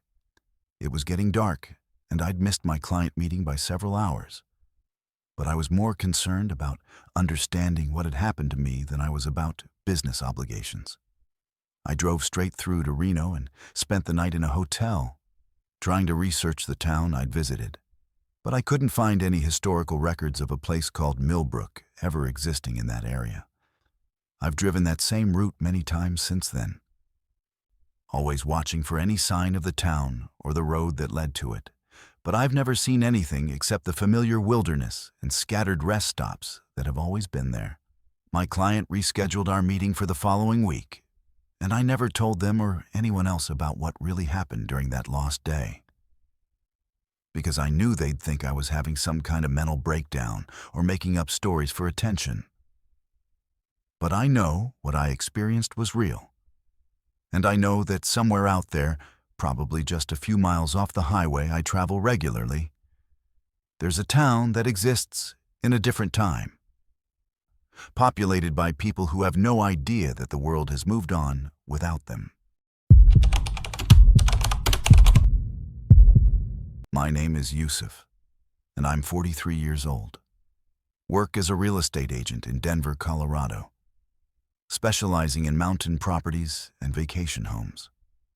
I've been driving through the Colorado Rockies for over 20 years, both for business and pleasure. And I thought I knew every pass, every road, and every potential hazard these mountains could throw at drivers. I've dealt with sudden blizzards, rock slides, mechanical failures, and wildlife encounters. But nothing in my experience prepared me for what happened to me last February on Highway 285. Heading toward a property showing near Fairplay, I consider myself a pretty independent person. Someone who's comfortable in remote areas and capable of handling difficult situations. But that night tested every survival instinct I had and left me with a completely different understanding of how dangerous the mountains can really be. I was driving up to show a luxury cabin to some clients from Texas who were looking for a winter retreat, something secluded and private where they could escape the city for ski weekends and holiday gatherings. The property was about 2 hours southwest of Denver, up in the high country, where the elevation reaches over 10,000 feet and the weather can change from beautiful to deadly in a matter of minutes. I'd made this drive hundreds of times before, but this particular trip was scheduled for late afternoon in February, which meant I'd be driving back down in the dark, something I usually tried to avoid during winter months because of the increased risk of ice and snow. The weather forecast had called for partly cloudy skies with temperatures in the 20s, nothing unusual for that time of year and elevation, so I wasn't particularly concerned about the drive. I had a reliable 4-wheel drive SUV with good tires, emergency supplies in the back, and enough experience with mountain driving to handle most situations that might come up. The property showing went well, and the client seemed genuinely interested in making an offer. So I was in a good mood as I started the drive back to Denver around 6:30 in the evening, just as the sun was setting behind the peaks to the west. For the first hour, everything was normal. The roads were clear, traffic was light, and the temperature was holding steady in the low 20s, cold but not dangerously so. I was making good time and expected to be back in Denver by 9 o'clock. Maybe stop for dinner somewhere along the way, if I found a place that looked appealing. I was listening to a podcast about real estate market trends and thinking about how to structure the offer for my clients when I noticed the first snowflakes starting to fall. Just a light dusting that wasn't accumulating on the road surface. But within 20 minutes, the light snow had turned into a heavy snowfall. The kind where the flakes are so thick and fast that your visibility drops to maybe 50 feet in front of your headlights. The temperature had also dropped significantly, from the low 20s down to around 10 degrees, and the snow was starting to stick to the pavement, creating slick conditions that made driving much more dangerous. I slowed down to about 30 miles per hour and turned on my hazard lights, trying to maintain a safe distance from the few other vehicles I could see ahead of me. That's when the wind started picking up, turning the heavy snowfall into a blizzard that reduced visibility to almost zero. I could barely see the road in front of me, even with my headlights on high beam, and the wind was strong enough to rock my SUV and make steering more difficult. I knew I needed to find shelter somewhere and wait out the storm rather than trying to continue driving in these conditions. But I was in a section of highway that didn't have any towns or services for miles in either direction. I was creeping along at maybe 15 miles per hour, looking for any kind of building or shelter where I could pull off and wait, when I saw lights ahead through the blizzard. As I got closer, I could see it was some kind of roadside establishment, maybe a restaurant or gas station, with several vehicles parked outside and warm yellow light streaming from the windows. I was incredibly relieved to find somewhere to get out of the storm, and I pulled into the parking lot next to what looked like a pickup truck and a couple of cars that were already covered with several inches of snow. The building turned out to be a small roadside diner, the kind of place that caters to truckers and travelers passing through the mountains. It looked like it had been there for decades, with weathered wood siding and a neon sign that flickered in the wind. But the important thing was that it was open and warm and safe from the blizzard raging outside. I parked as close to the entrance as I could and ran through the snow to get inside, grateful to be out of the wind and cold. The interior was exactly what you'd expect from a mountain diner, with vinyl booths, a long counter with stools, and the smell of coffee and fried food that made me realize I was hungry. There were maybe half a dozen other customers inside, all of them looking like locals rather than travelers. Men in work clothes and heavy jackets who were drinking coffee and talking in low voices about the storm and how long it might last. The waitress was a woman in her 50s, with graying hair and a friendly smile, who told me I'd made a smart decision to get off the road when I did. I ordered coffee and a sandwich and settled into a booth near the window, where I could keep an eye on my car and watch the storm. The other customers seemed welcoming enough, nodding when I made eye contact and including me in their conversations about the weather and road conditions. One of them, an older man wearing a rancher's coat, told me the storm was supposed to blow through by morning and that I'd probably be able to get back on the road safely if I waited until sunrise. Another customer, a younger guy who said he worked for the highway department, warned me that even after the snow stopped, the roads would be icy and dangerous for several hours until the plows could get through. I was content to wait out the storm in the warm diner, drinking coffee and chatting with the locals about mountain living and winter survival, when the conversation took a turn that made me uncomfortable. The rancher started talking about how isolated this area was, how far it was from the nearest town or help if someone got into trouble, and how easy it would be for people to just disappear up here without anyone ever knowing what happened to them. The highway worker agreed, saying that every winter they found cars that had gone off the road with people inside who'd frozen to death before anyone could find them. At first, I thought they were just trying to emphasize how dangerous the mountains could be in winter, maybe warn me to be extra careful when I continued my journey. But as the conversation continued, their comments became more specific and more threatening, with references to travelers who'd stopped at the diner and never made it to their destinations, and suggestions that some disappearances weren't as accidental as they appeared to the authorities. The way they were looking at me had changed too, less friendly and more predatory, like they were sizing me up for something I didn't want to think about. I tried to change the subject and talk about neutral topics like the weather and local businesses. But they kept steering the conversation back to stories about people who'd gone missing in the area and how the isolation made it impossible for law enforcement to investigate properly. The waitress, who'd seemed so friendly when I arrived, was now avoiding eye contact and seemed nervous about something, like she knew what was being discussed but didn't want to be part of it. I started to wonder if she was a willing participant in whatever was happening or if she was as trapped as I was beginning to feel. That's when I noticed that the storm outside had gotten worse, not better, and that the other customers were making no moves to leave, despite having been there when I arrived over an hour earlier. It was like they were waiting for something specific to happen, or for the conditions outside to reach a point where escape would be impossible. I also realized that I hadn't seen any other vehicles arrive or leave since I'd been there, which was strange for a business that was supposed to serve highway travelers. I excused myself to go to the restroom, but really, I wanted to get closer to the back of the building and see if there were other exits I could use if I needed to leave quickly. What I found in the hallway behind the dining room made my blood run cold. There were personal belongings scattered on shelves and hooks like some kind of trophy collection. Wallets, purses, jewelry, car keys, and driver's licenses from people with addresses all over the country. Some of the licenses were recent, but others were years old, suggesting this had been going on for a long time. I also found a door that led to what looked like a storage room.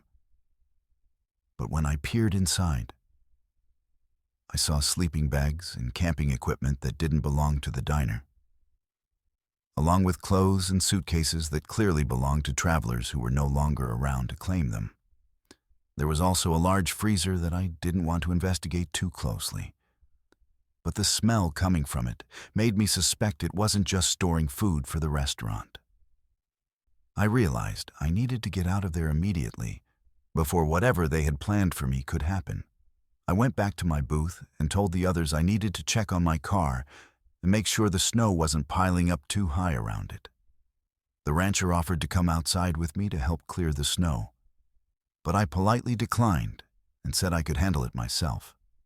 I put on my jacket and walked toward the door, trying to act casual while mentally preparing to run to my car and drive away as fast as possible. But when I got outside, I discovered that someone had been busy while I was inside the diner. My SUV was completely buried under snow that had obviously been shoveled onto it deliberately, far more snow than could have accumulated naturally in the time I'd been inside. The tires had also been chained to prevent me from driving away. And when I looked under the hood, I could see that someone had disconnected the battery cables, ensuring that the engine wouldn't start even if I could dig it out. I was trapped in a blizzard with people who clearly intended to harm me. Miles from any help, with no way to escape except on foot through conditions that would probably kill me before I could reach safety. I could see faces watching me from the diner windows, and I knew they were waiting to see what I would do next. Running into the storm would mean almost certain death from exposure. But staying would definitely mean whatever fate had befallen all those other travelers whose belongings I'd seen in the back room. I made the decision to try to survive in the wilderness rather than trust my fate to the people in the diner. I had emergency supplies in my car, including a sleeping bag, some food, and chemical hand warmers. And I knew there were abandoned mining cabins scattered throughout these mountains that might provide better shelter than being out in the open. I quietly gathered what supplies I could carry and slipped away from the diner into the blizzard, hoping to find shelter before hypothermia could kill me.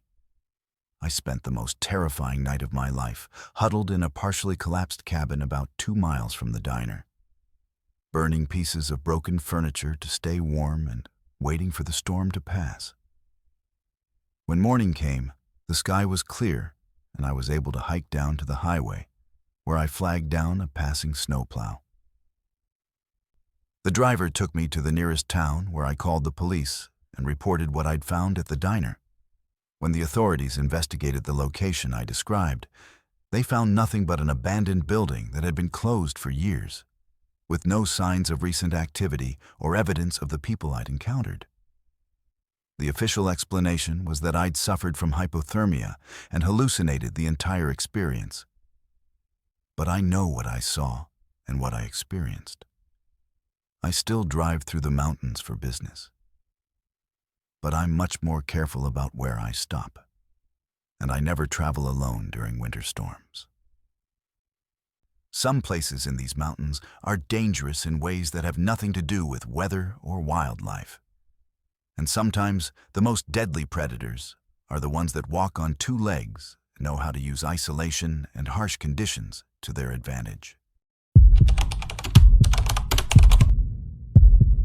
My name is Eric, and I'm 31 years old. Work construction for a company that builds commercial buildings around Nevada and Eastern California. I've been doing this kind of work for about 10 years now, ever since I got out of the Army. And I'm used to being in rough situations and handling myself when things go wrong. Construction sites can be dangerous places with all kinds of hazards, and military training taught me to stay calm under pressure and think my way through problems methodically. But what happened to me 4 months ago on Highway 50, driving to a job site near Ely, Nevada, was unlike anything I'd encountered in civilian life or during my deployment overseas. And it still makes me question my judgment about trusting strangers who offer help. I'd gotten a call on Friday afternoon from my foreman saying there was an emergency at one of our projects, some kind of structural problem that needed immediate attention over the weekend, and that I needed to drive out there Saturday morning to assess the situation and figure out what materials we'd need to fix it. Highway 50 is one of those lonely stretches of road that cuts through the middle of Nevada, mostly desert and small towns separated by miles of empty landscape. But I'd driven it before for work and knew what to expect. I loaded my truck with basic tools and headed out around 7 in the evening, planning to drive through the night and arrive at the job site early Saturday morning. The first few hours went fine. Just the usual desert scenery and light traffic, mostly long-haul truckers and a few other travelers heading east or west across the state. I had my radio playing country music and a thermos of coffee to keep me alert. And I was making good time despite having to maintain reasonable speeds on the winding sections through the mountains. My truck was running well. A 5-year-old Ford that I'd bought used, but had been completely reliable for both work and personal use. So I wasn't expecting any mechanical problems during the trip. But around 11:30 at night, somewhere between Fallon and Austin in one of the most remote sections of the highway, my engine started making a grinding noise that I recognized as a bearing problem, something serious that would require immediate attention to prevent complete engine failure. The noise got worse quickly, and within a few minutes, the truck was losing power and overheating, forcing me to pull over on the shoulder before the engine seized completely. I was in the middle of nowhere, no cell phone signal, no lights visible in any direction, just desert stretching to the horizon under a sky full of stars. I got out and popped the hood, and even though I'm not a professional mechanic, I know enough about engines to recognize that this wasn't something I could fix on the side of the road with basic tools. The bearing noise was coming from deep inside the engine block, and there was coolant leaking from somewhere that I couldn't identify in the darkness. I was looking at either a very expensive tow to the nearest town or a complete engine replacement, neither of which was going to get me to the job site on time to deal with the emergency situation that had prompted this trip. I was standing there trying to figure out my options when I saw headlights approaching from the east, the first vehicle I'd seen in over an hour. As it got closer, I could see it was a pickup truck with some kind of equipment in the back. And it slowed down as it passed my disabled truck, then pulled over about 50 feet ahead of me. A man got out and walked back toward me, asking if I needed help with my vehicle. He appeared to be in his 40s, wearing work clothes and a baseball cap, and he introduced himself as Bill, said he was a mechanic who ran a shop in one of the small towns along the highway. Bill seemed knowledgeable about automotive problems, and after looking under my hood with a flashlight, he confirmed my diagnosis that the engine had thrown a bearing and would need major repairs to run again. He said his shop was about 20 miles ahead, and that he had the tools and parts to rebuild the engine if I was willing to pay for the work, which would probably take most of the weekend but would get me back on the road by Sunday or Monday. The alternative was calling for a tow truck, which might not arrive until the next day and would cost several $100s just to get the truck to a shop that might not have the right parts or expertise. Bill offered to tow my truck to his shop with the equipment he had in his pickup. And since I didn't have many other options and he seemed like a legitimate mechanic who understood the problem, I agreed to let him help me. He hooked up my truck to his tow rig, and I rode with him toward his shop, which he said was in a small town called Cedar Springs that I'd never heard of, but that he claimed was just off the highway. During the drive, he told me about his business and how he'd been working on cars and trucks in that area for over 15 years, serving travelers who had breakdowns on the lonely stretch of Highway 50. After about 30 minutes of driving on increasingly rough side roads, we arrived at what Bill said was his shop, a collection of buildings that looked more like an abandoned ranch than a commercial automotive facility. There were several old cars and trucks scattered around the property, some of them obviously non-functional and probably used for spare parts, along with various pieces of equipment and machinery that could have been either automotive tools or just random junk that had accumulated over the years. The main building was a large metal shop with overhead doors, and Bill pulled my truck inside and turned on some lights so we could get a better look at the engine problem. The interior of the shop was cluttered with tools, parts, and partially disassembled vehicles, but it looked like a legitimate repair facility where someone could actually work on cars and trucks. Bill seemed to know what he was doing as he examined my engine more closely.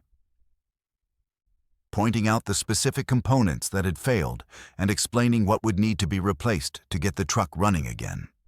He quoted me a price that seemed reasonable for the amount of work involved and said he could start on the repairs first thing in the morning if I wanted to stay overnight at a motel in town and come back to check on the progress. That's when I started noticing things that made me uncomfortable about the situation. There was no town visible anywhere near the shop, just desert and hills in every direction, which contradicted Bill's earlier statements about Cedar Springs being a real community with businesses and services. There were also personal items scattered around the shop that obviously didn't belong to Bill, things like wallets, watches, and cell phones that looked like they'd been taken from travelers rather than left behind by customers. Some of the vehicles on the property had license plates from different states, and many of them showed signs of damage that suggested accidents or violence rather than normal mechanical failures. Bill noticed me looking around the shop and asked if I had any questions about the repair work or the timeline for getting my truck fixed, when I mentioned that I needed to call my boss and let him know I wouldn't make it to the job site on Saturday morning. Bill said there was no cell phone service in that area and that the nearest phone was back in town, which he could drive me to in the morning after we got started on the engine work. He suggested I sleep in the office area of the shop rather than trying to find accommodations elsewhere, since there weren't many options for travelers in such a remote location. The office turned out to be a small room behind the main shop area, with a couch, a desk, and some filing cabinets that looked like they hadn't been used for business purposes in years. There were more personal items here that obviously belonged to other people, including driver's licenses and credit cards from travelers with addresses all over the western United States. There were also photographs and documents that suggested Bill had been targeting stranded motorists for much longer than he'd claimed, and that many of those people had never made it back to their destinations or contacted their families again. I realized I was in serious danger and needed to get out of there immediately. But I was miles from the highway with no transportation and no way to call for help. Bill was still in the main shop area, supposedly preparing to work on my truck. But I suspected he was actually planning something much worse than expensive repairs. I started looking for weapons or tools I could use to defend myself and for ways to escape from the building without being seen or heard by Bill. That's when I discovered the most disturbing evidence of what had been happening to other travelers who'd accepted Bill's help. In a storage room behind the office, I found personal belongings that had obviously been taken from victims, including suitcases full of clothes, jewelry, and family photographs. There were also documents like wills and insurance policies that suggested some of the victims had been wealthy or had valuable assets that Bill might have been trying to access. Most disturbing of all, there was a large chest freezer that I didn't want to investigate too closely. But the smell and the electrical cord running to it suggested it contained evidence of Bill's most serious crimes. I knew I had to escape before Bill finished whatever preparations he was making in the main shop area. I found a back door that led outside, and I slipped out into the desert, hoping to make it back to Highway 50 on foot and flag down a passing vehicle for help. The terrain was rough and unfamiliar, but I used my military training to navigate by the stars and move quietly across the landscape without attracting attention from Bill or anyone else who might be associated with his operation. It took me almost 4 hours to hike back to the highway, and by the time I reached the road, the sun was starting to rise and there was light traffic of early morning travelers. I flagged down a long-haul trucker who gave me a ride to the nearest town and helped me contact the police about what I'd discovered at Bill's shop. When the authorities investigated the location, they found evidence of multiple homicides and a criminal operation that had been targeting stranded motorists for several years. Bill was arrested and eventually convicted of several murders, though the exact number of victims was never determined because some of the evidence had been destroyed or disposed of in ways that made identification impossible. My truck was recovered from his shop, But I never had it repaired because I couldn't bring myself to drive a vehicle that had been part of such a horrible situation. I bought a new truck and continued working construction. But I'm much more careful about accepting help from strangers when I'm traveling in remote areas. And I always make sure someone knows my travel plans and expected arrival times. The desert highways of Nevada are beautiful and peaceful during the day, but they can hide dangers that most travelers never imagine. And sometimes the people who offer help are the ones you should fear the most. My name is Callan, and I'm 29 years old, recently married with 2 young children, Emma, who's 6, and Tyler, who's 4. I work as an accountant for a mid-sized firm in Kansas City, and my wife Sarah teaches elementary school. So we don't get many opportunities for extended vacations during the school year. Last summer, we planned our first real family road trip, driving from Kansas City to visit my parents in Arkansas for my father's 70th birthday celebration. It was supposed to be a simple 2-day drive with an overnight stop somewhere in Missouri. Just a relaxing journey through familiar territory, with plenty of time to let the kids stretch their legs and see some interesting sights along the way. Sarah had been looking forward to this trip for months, planning activities to keep the children entertained during the drive, and researching family-friendly restaurants and attractions we could visit during our stops.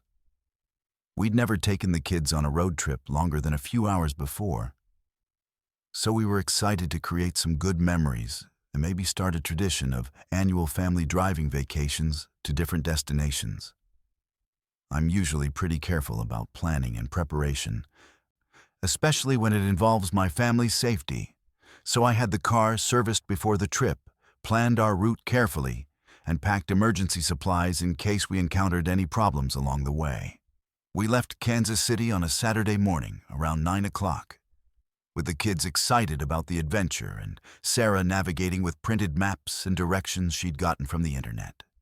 The first few hours went perfectly, with the children entertaining themselves with coloring books and travel games, while Sarah and I took turns driving and pointing out interesting landmarks and scenery. We stopped for lunch at a family restaurant that had a playground attached, giving Emma and Tyler a chance to burn off some energy while we ate and planned the rest of our route for the day. After lunch, we continued south through Missouri, following state highways that would take us through some small towns and scenic countryside rather than staying on the busy interstates. Sarah thought it would be more interesting for the kids to see rural America, and maybe stop at some roadside attractions or local festivals if we found any along the way. The weather was perfect for driving, clear skies and temperatures in the low 80s, and we were making good time toward our planned overnight stop in a town called Greenwood that was supposed to be about halfway between Kansas City and my parents' house in Arkansas. But around 3 o'clock in the afternoon, we took what we thought was the correct exit toward Greenwood and found ourselves driving through countryside that didn't match our maps or our expectations. The roads became narrower and more winding, taking us through heavily forested areas with no signs of the agricultural land and small communities we'd been expecting to see. Sarah checked and rechecked our directions, but the road signs we were seeing didn't match the route we'd planned, and we started to worry that we'd made a wrong turn somewhere and gotten lost. After about 30 minutes of driving on increasingly remote roads, we came to a small town that wasn't marked on any of our maps, but had a welcome sign identifying it as Millfield, population 847. The town looked like something from a much earlier era, with old-fashioned storefronts and houses that seemed to have been preserved exactly as they were built decades ago. There were people walking around the main street and children playing in yards, but something about the scene felt artificial or staged, like we were looking at a museum exhibit or movie set rather than a real community where people actually lived and worked. We decided to stop and ask for directions at what appeared to be the town's only gas station, a small building with old-style pumps that looked like they belonged in a 1950s photograph. The attendant was a friendly older man who seemed genuinely pleased to see visitors, especially a family with young children. and he gave us detailed directions to get back on track toward Greenwood. But when Emma asked if she could use the restroom, the attendant said the facilities were in the back of the building, and he offered to show her the way while Sarah and I finished getting directions and buying some snacks for the road. That's when things started to feel wrong in ways I couldn't immediately identify. The attendant was taking longer than seemed necessary to help Emma find the restroom, and when I walked to the back of the building to check on them, I found him offering her candy from a jar behind the counter and asking her questions about our family and our travel plans that seemed inappropriately personal for a stranger. When I told Emma it was time to go and thanked the attendant for his help, he seemed disappointed and said it was rare for families with children to visit Millfield, and that he hoped we'd consider staying longer or maybe even coming back for their annual summer festival. Back in the car, following the attendant's directions toward what he claimed was the route back to Greenwood, we found ourselves driving deeper into rural areas that seemed even more isolated than before. The roads were getting narrower and the forest was getting thicker. With no signs of the agricultural land or communities we should have been seeing if we were heading in the right direction, Sarah was getting anxious about our progress and worried that we'd be driving in the dark before we found our hotel, while the kids were starting to get restless and asking when we'd arrive at their grandparents' house. After another hour of following the attendant's directions, we arrived at another small town, this one called Cedar Valley, according to the welcome sign. But again, it wasn't marked on any of our maps, and it had the same artificially preserved appearance as Millfield. The people we saw seemed friendly and normal, but there was something about their behavior and their interactions with us that felt rehearsed or scripted, like they were playing roles in some kind of performance rather than just going about their daily business in a real community. We stopped at a small restaurant for dinner, hoping to get better directions and maybe find someone with more knowledge of the area who could help us get back on track toward Arkansas. The waitress was extremely attentive to Emma and Tyler, bringing them special treats and games to keep them entertained while we waited for our food. But her interest in the children seemed excessive and inappropriate. She kept asking them about their favorite activities and whether they were enjoying their vacation. And she made comments about how nice it would be if they could stay in Cedar Valley for a few days and experience all the fun things the town had to offer for visiting families. During dinner, other restaurant customers approached our table to welcome us to Cedar Valley and ask about our travel plans.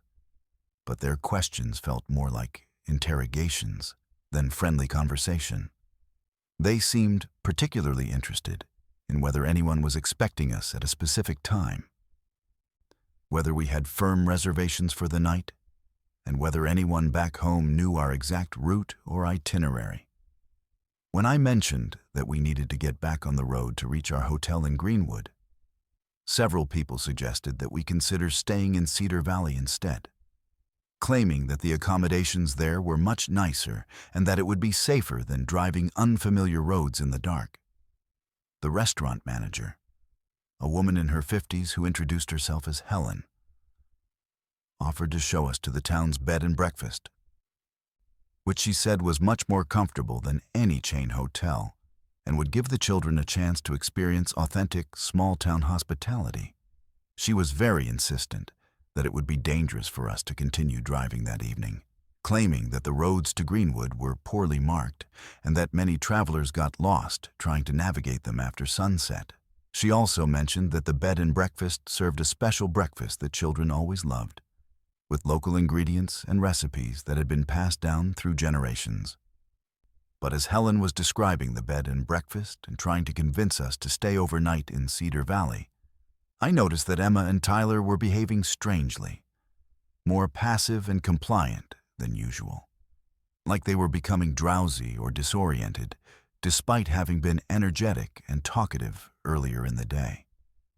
They weren't responding normally to questions or showing their usual enthusiasm for new experiences.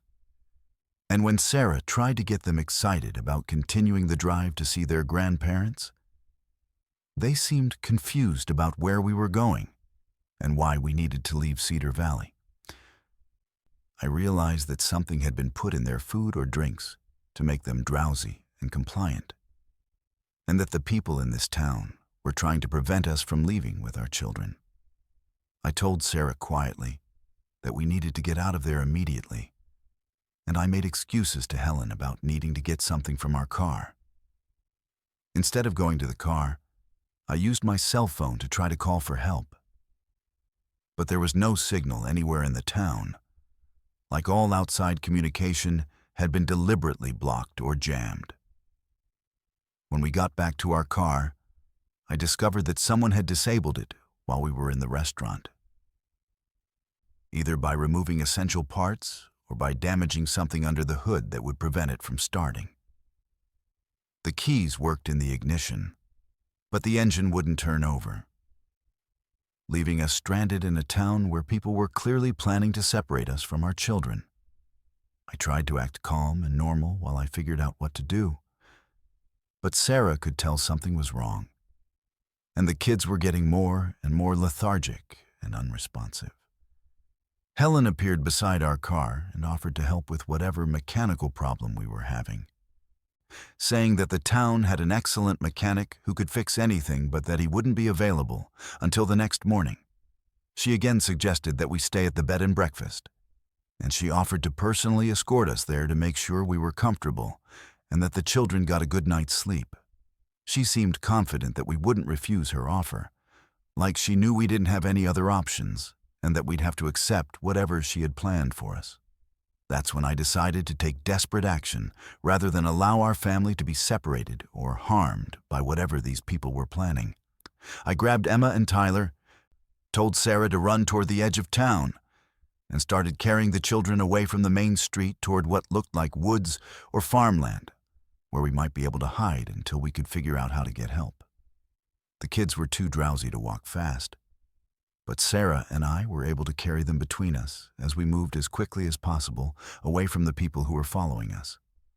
We made it to a wooded area about half a mile from the town center, where we hid until morning while trying to keep the children warm and comfortable. Emma and Tyler gradually became more alert as whatever drug they'd been given wore off. But they were confused about what had happened and why we were sleeping outside instead of in a hotel. When the sun came up, we were able to walk through the woods to a state highway, where we flagged down a passing truck driver who gave us a ride to the nearest real town and helped us contact the police. When the authorities investigated Cedar Valley, they found no evidence of the town or the people we'd encountered, just empty farmland and abandoned buildings that had been vacant for years. The official explanation was that we'd gotten lost and confused, possibly experiencing some kind of mass hallucination brought on by stress and fatigue. But I know what we experienced was real, and I know that our children came very close to disappearing forever in a place that shouldn't have existed. We never made it to Arkansas for my father's birthday, and we haven't taken any family road trips since then, because I can't risk putting Emma and Tyler in danger again by trusting that the places we encounter on unfamiliar roads are what they appear to be. My name is Kendrick, and I'm 63 years old, recently retired after 35 years of teaching high school history in Billings, Montana. I've always been the type of person who follows instructions carefully and trusts official authorities, probably because of my background in education, where rules and procedures are important for maintaining order and safety.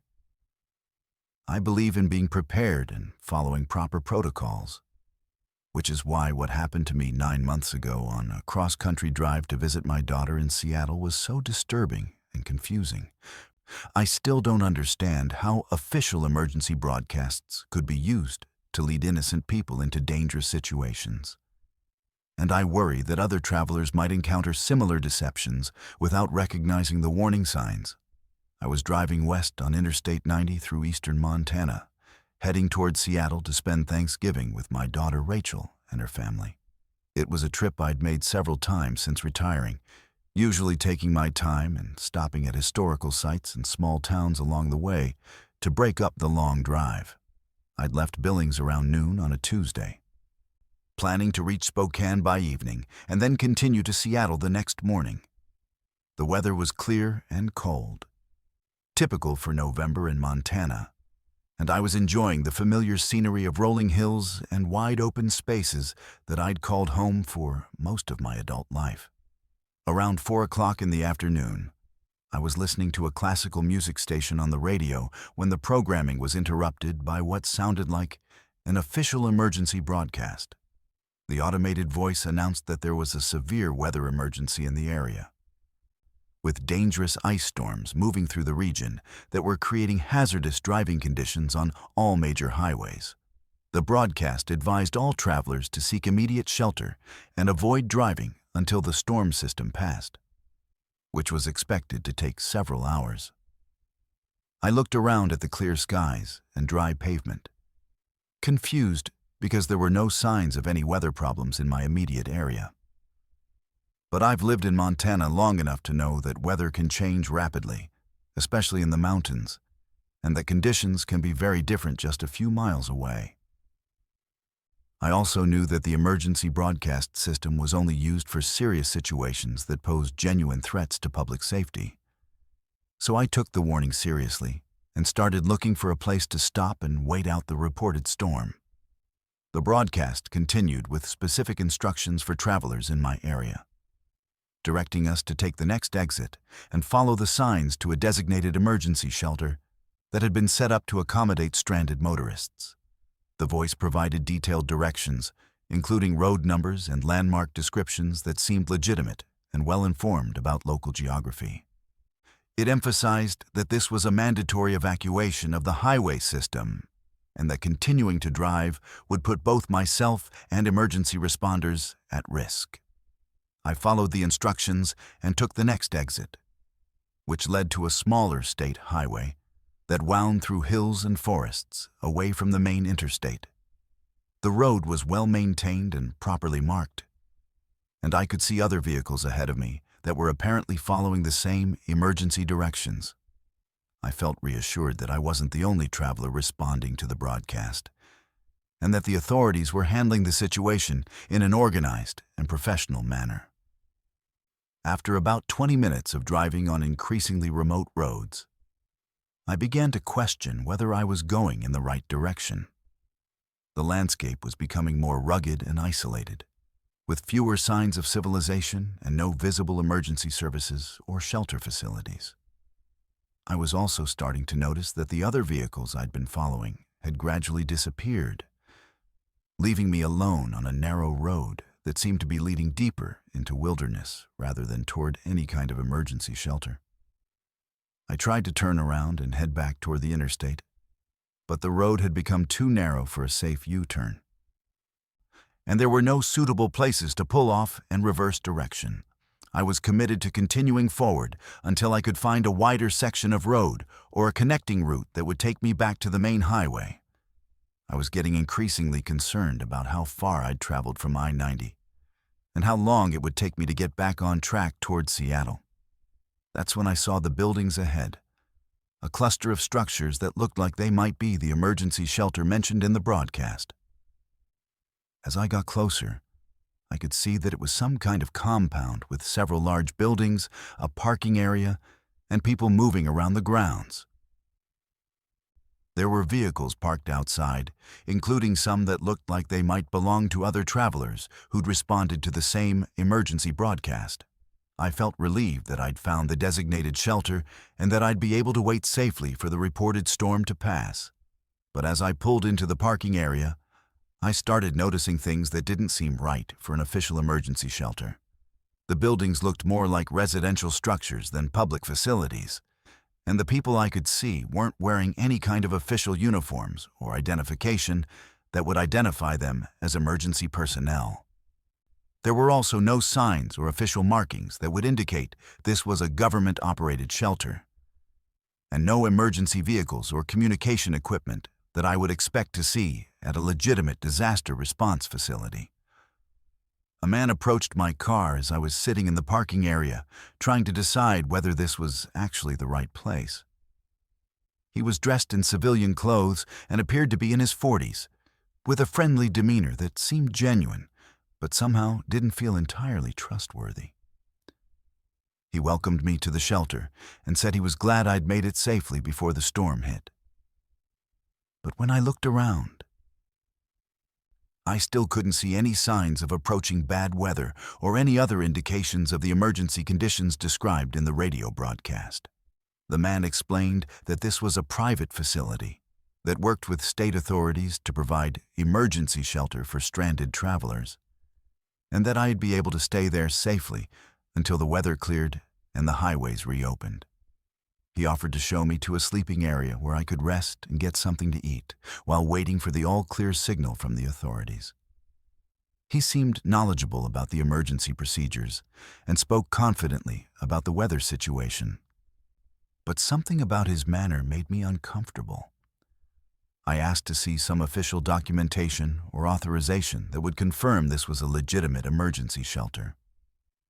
But the man said those kinds of paperwork details weren't necessary during crisis situations and that the important thing was getting people to safety as quickly as possible.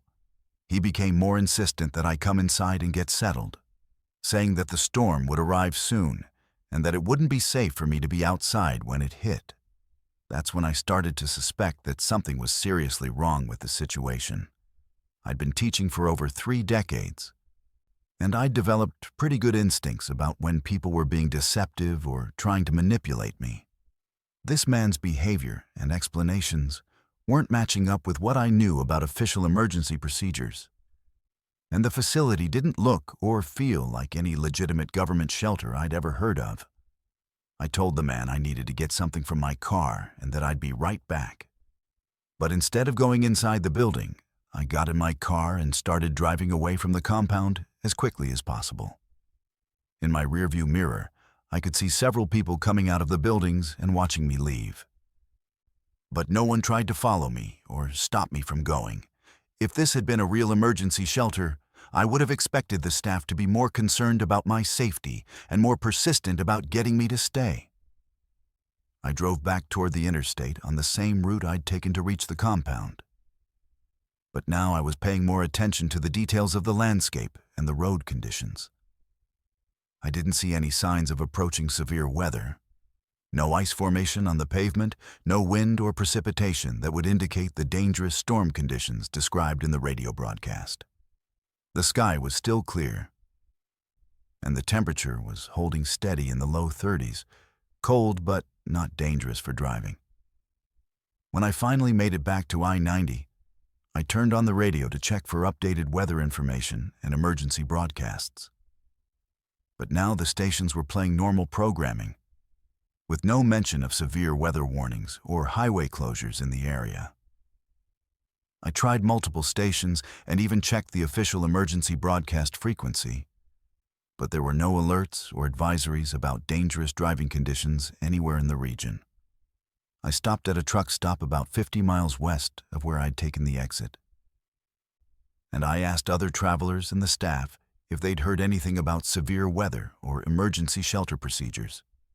None of them had received any weather warnings or emergency broadcasts, and the truck stop manager showed me current weather reports that predicted clear conditions for the next several days. He said there hadn't been any ice storms or dangerous weather in that area for several weeks. I called the Montana State Police to report what had happened and to ask about the emergency broadcast and the compound I'd been directed to visit. The dispatcher said they had no record of any emergency weather warnings or shelter activations in that area, and that the emergency broadcast system hadn't been used in the region for several months. She took my report and said they would investigate the location I described. But she warned me that there had been reports of fake emergency broadcasts being used to lure travelers to remote locations where they could be robbed or worse. I completed my drive to Seattle without any further incidents, but I spent the rest of the trip thinking about how sophisticated and convincing the fake emergency broadcast had been, and how many other travelers might have fallen for the same deception. The broadcast had sounded completely official and had included specific local information that suggested the people behind it had done extensive research about the area and the most effective ways to manipulate people into following their instructions. I never found out what would have happened if I'd stayed at that compound, or what the people there were planning to do to travelers who responded to their fake emergency broadcasts. But I learned that criminals can use official-sounding communications to exploit people's trust in authorities and their natural instinct to follow safety instructions during emergency situations. I now verify all emergency information through multiple sources before changing my travel plans, and I'm much more skeptical of unexpected advisories that direct me to unfamiliar locations, even when they sound legitimate and official. My name is Odin, and I'm 52 years old. Work as a social worker for the state of Pennsylvania, specializing in child protective services and family crisis intervention. I've been doing this work for almost 20 years now, which means I've seen more human suffering and trauma than most people could handle. But it also means I understand how childhood experiences can shape everything about who you become as an adult. What happened to me last spring during a routine drive back to my hometown for my high school reunion forced me to confront memories I'd spent 3 decades trying to forget. And it made me realize that sometimes the places we try to run from have a way of pulling us back when we least expect it. I grew up in a small town called Millerville in rural Pennsylvania. One of those places where everyone knows everyone else's business and nothing much changes from generation to generation. My childhood there wasn't particularly happy, for reasons I prefer not to discuss in detail. But it involved some very disturbing experiences with people I should have been able to trust. Experiences that led me to leave town the day I graduated from high school and never return for any significant period of time. I'd built a good life for myself in Pittsburgh, earned my degree in social work, and dedicated my career to helping other people escape from harmful situations, but I'd never dealt with my own past trauma in any meaningful way. When the invitation came for my 30th high school reunion, I initially threw it away because I had no interest in returning to Millerville or reconnecting with people from a period of my life that I'd worked hard to forget. But a few weeks later, I found myself thinking about it more and more, wondering if maybe it was time to face some old demons and prove to myself that I'd moved beyond the frightened teenager who'd fled from that town so many years ago. My therapist had been encouraging me to address some of the unresolved issues from my childhood, and I thought maybe attending the reunion would be a way to show myself that I was stronger now and couldn't be hurt by people or places that had traumatized me when I was young and vulnerable. I decided to make the drive on a Saturday morning in May, planning to attend the reunion that evening and then drive back to Pittsburgh on Sunday, spending as little time as possible in my hometown while still accomplishing what I hoped would be some kind of psychological closure. The drive from Pittsburgh to Millerville normally takes about 2.5 hours on familiar roads that I'd traveled many times over the years for work-related trips to other parts of the state, so I wasn't expecting any problems or complications during the journey. I left my apartment around 10 in the morning, feeling nervous, but determined to follow through with my plan to attend the reunion and confront whatever feelings might come up when I saw my hometown again after so many years. The weather was beautiful, sunny and warm, with the kind of spring day that makes you appreciate living in Pennsylvania when the winters finally end and everything starts growing again.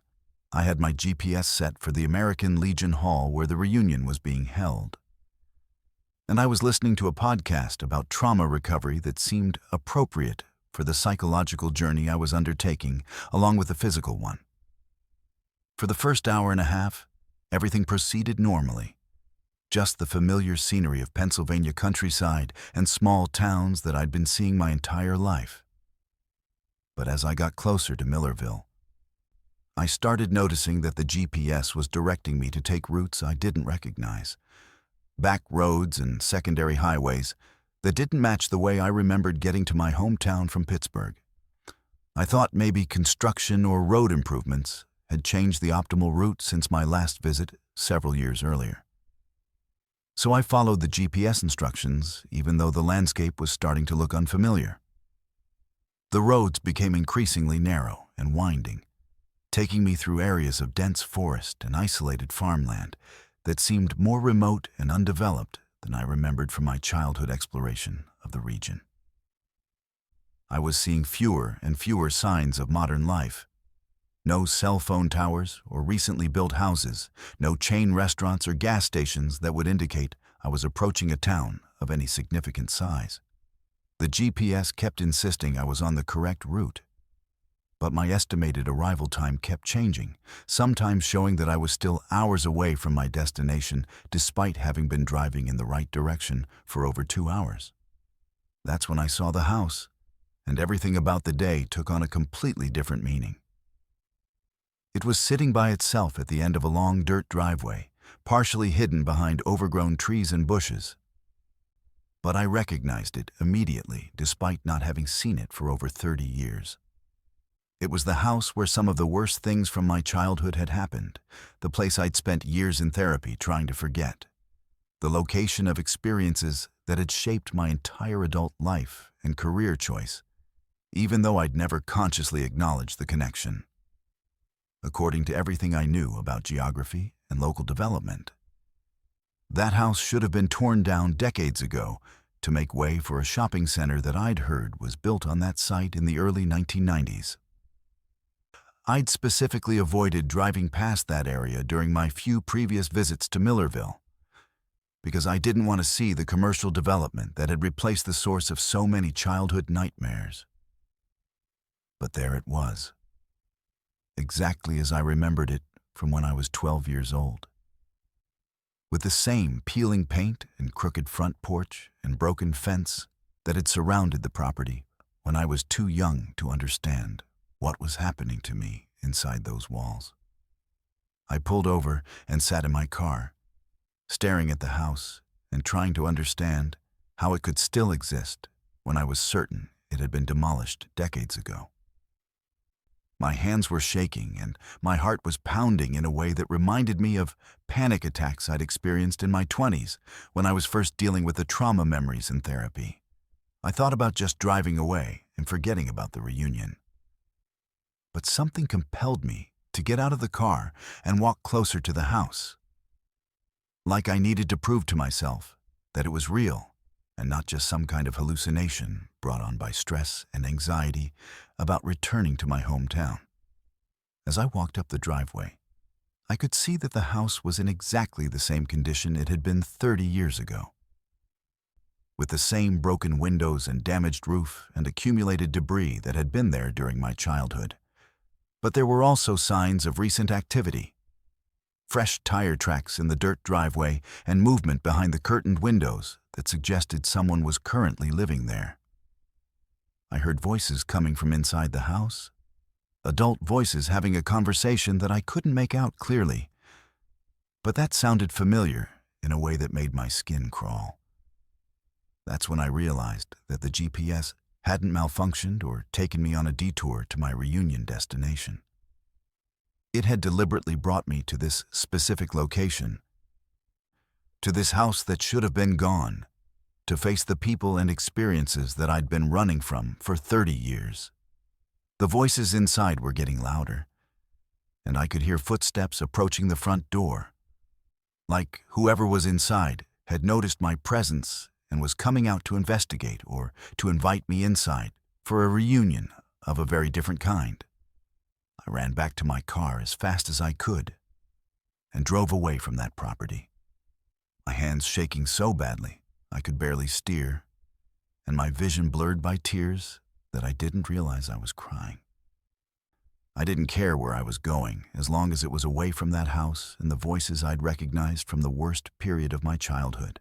I drove for what felt like hours on roads that seemed to twist and wind through landscape that became increasingly surreal and dreamlike.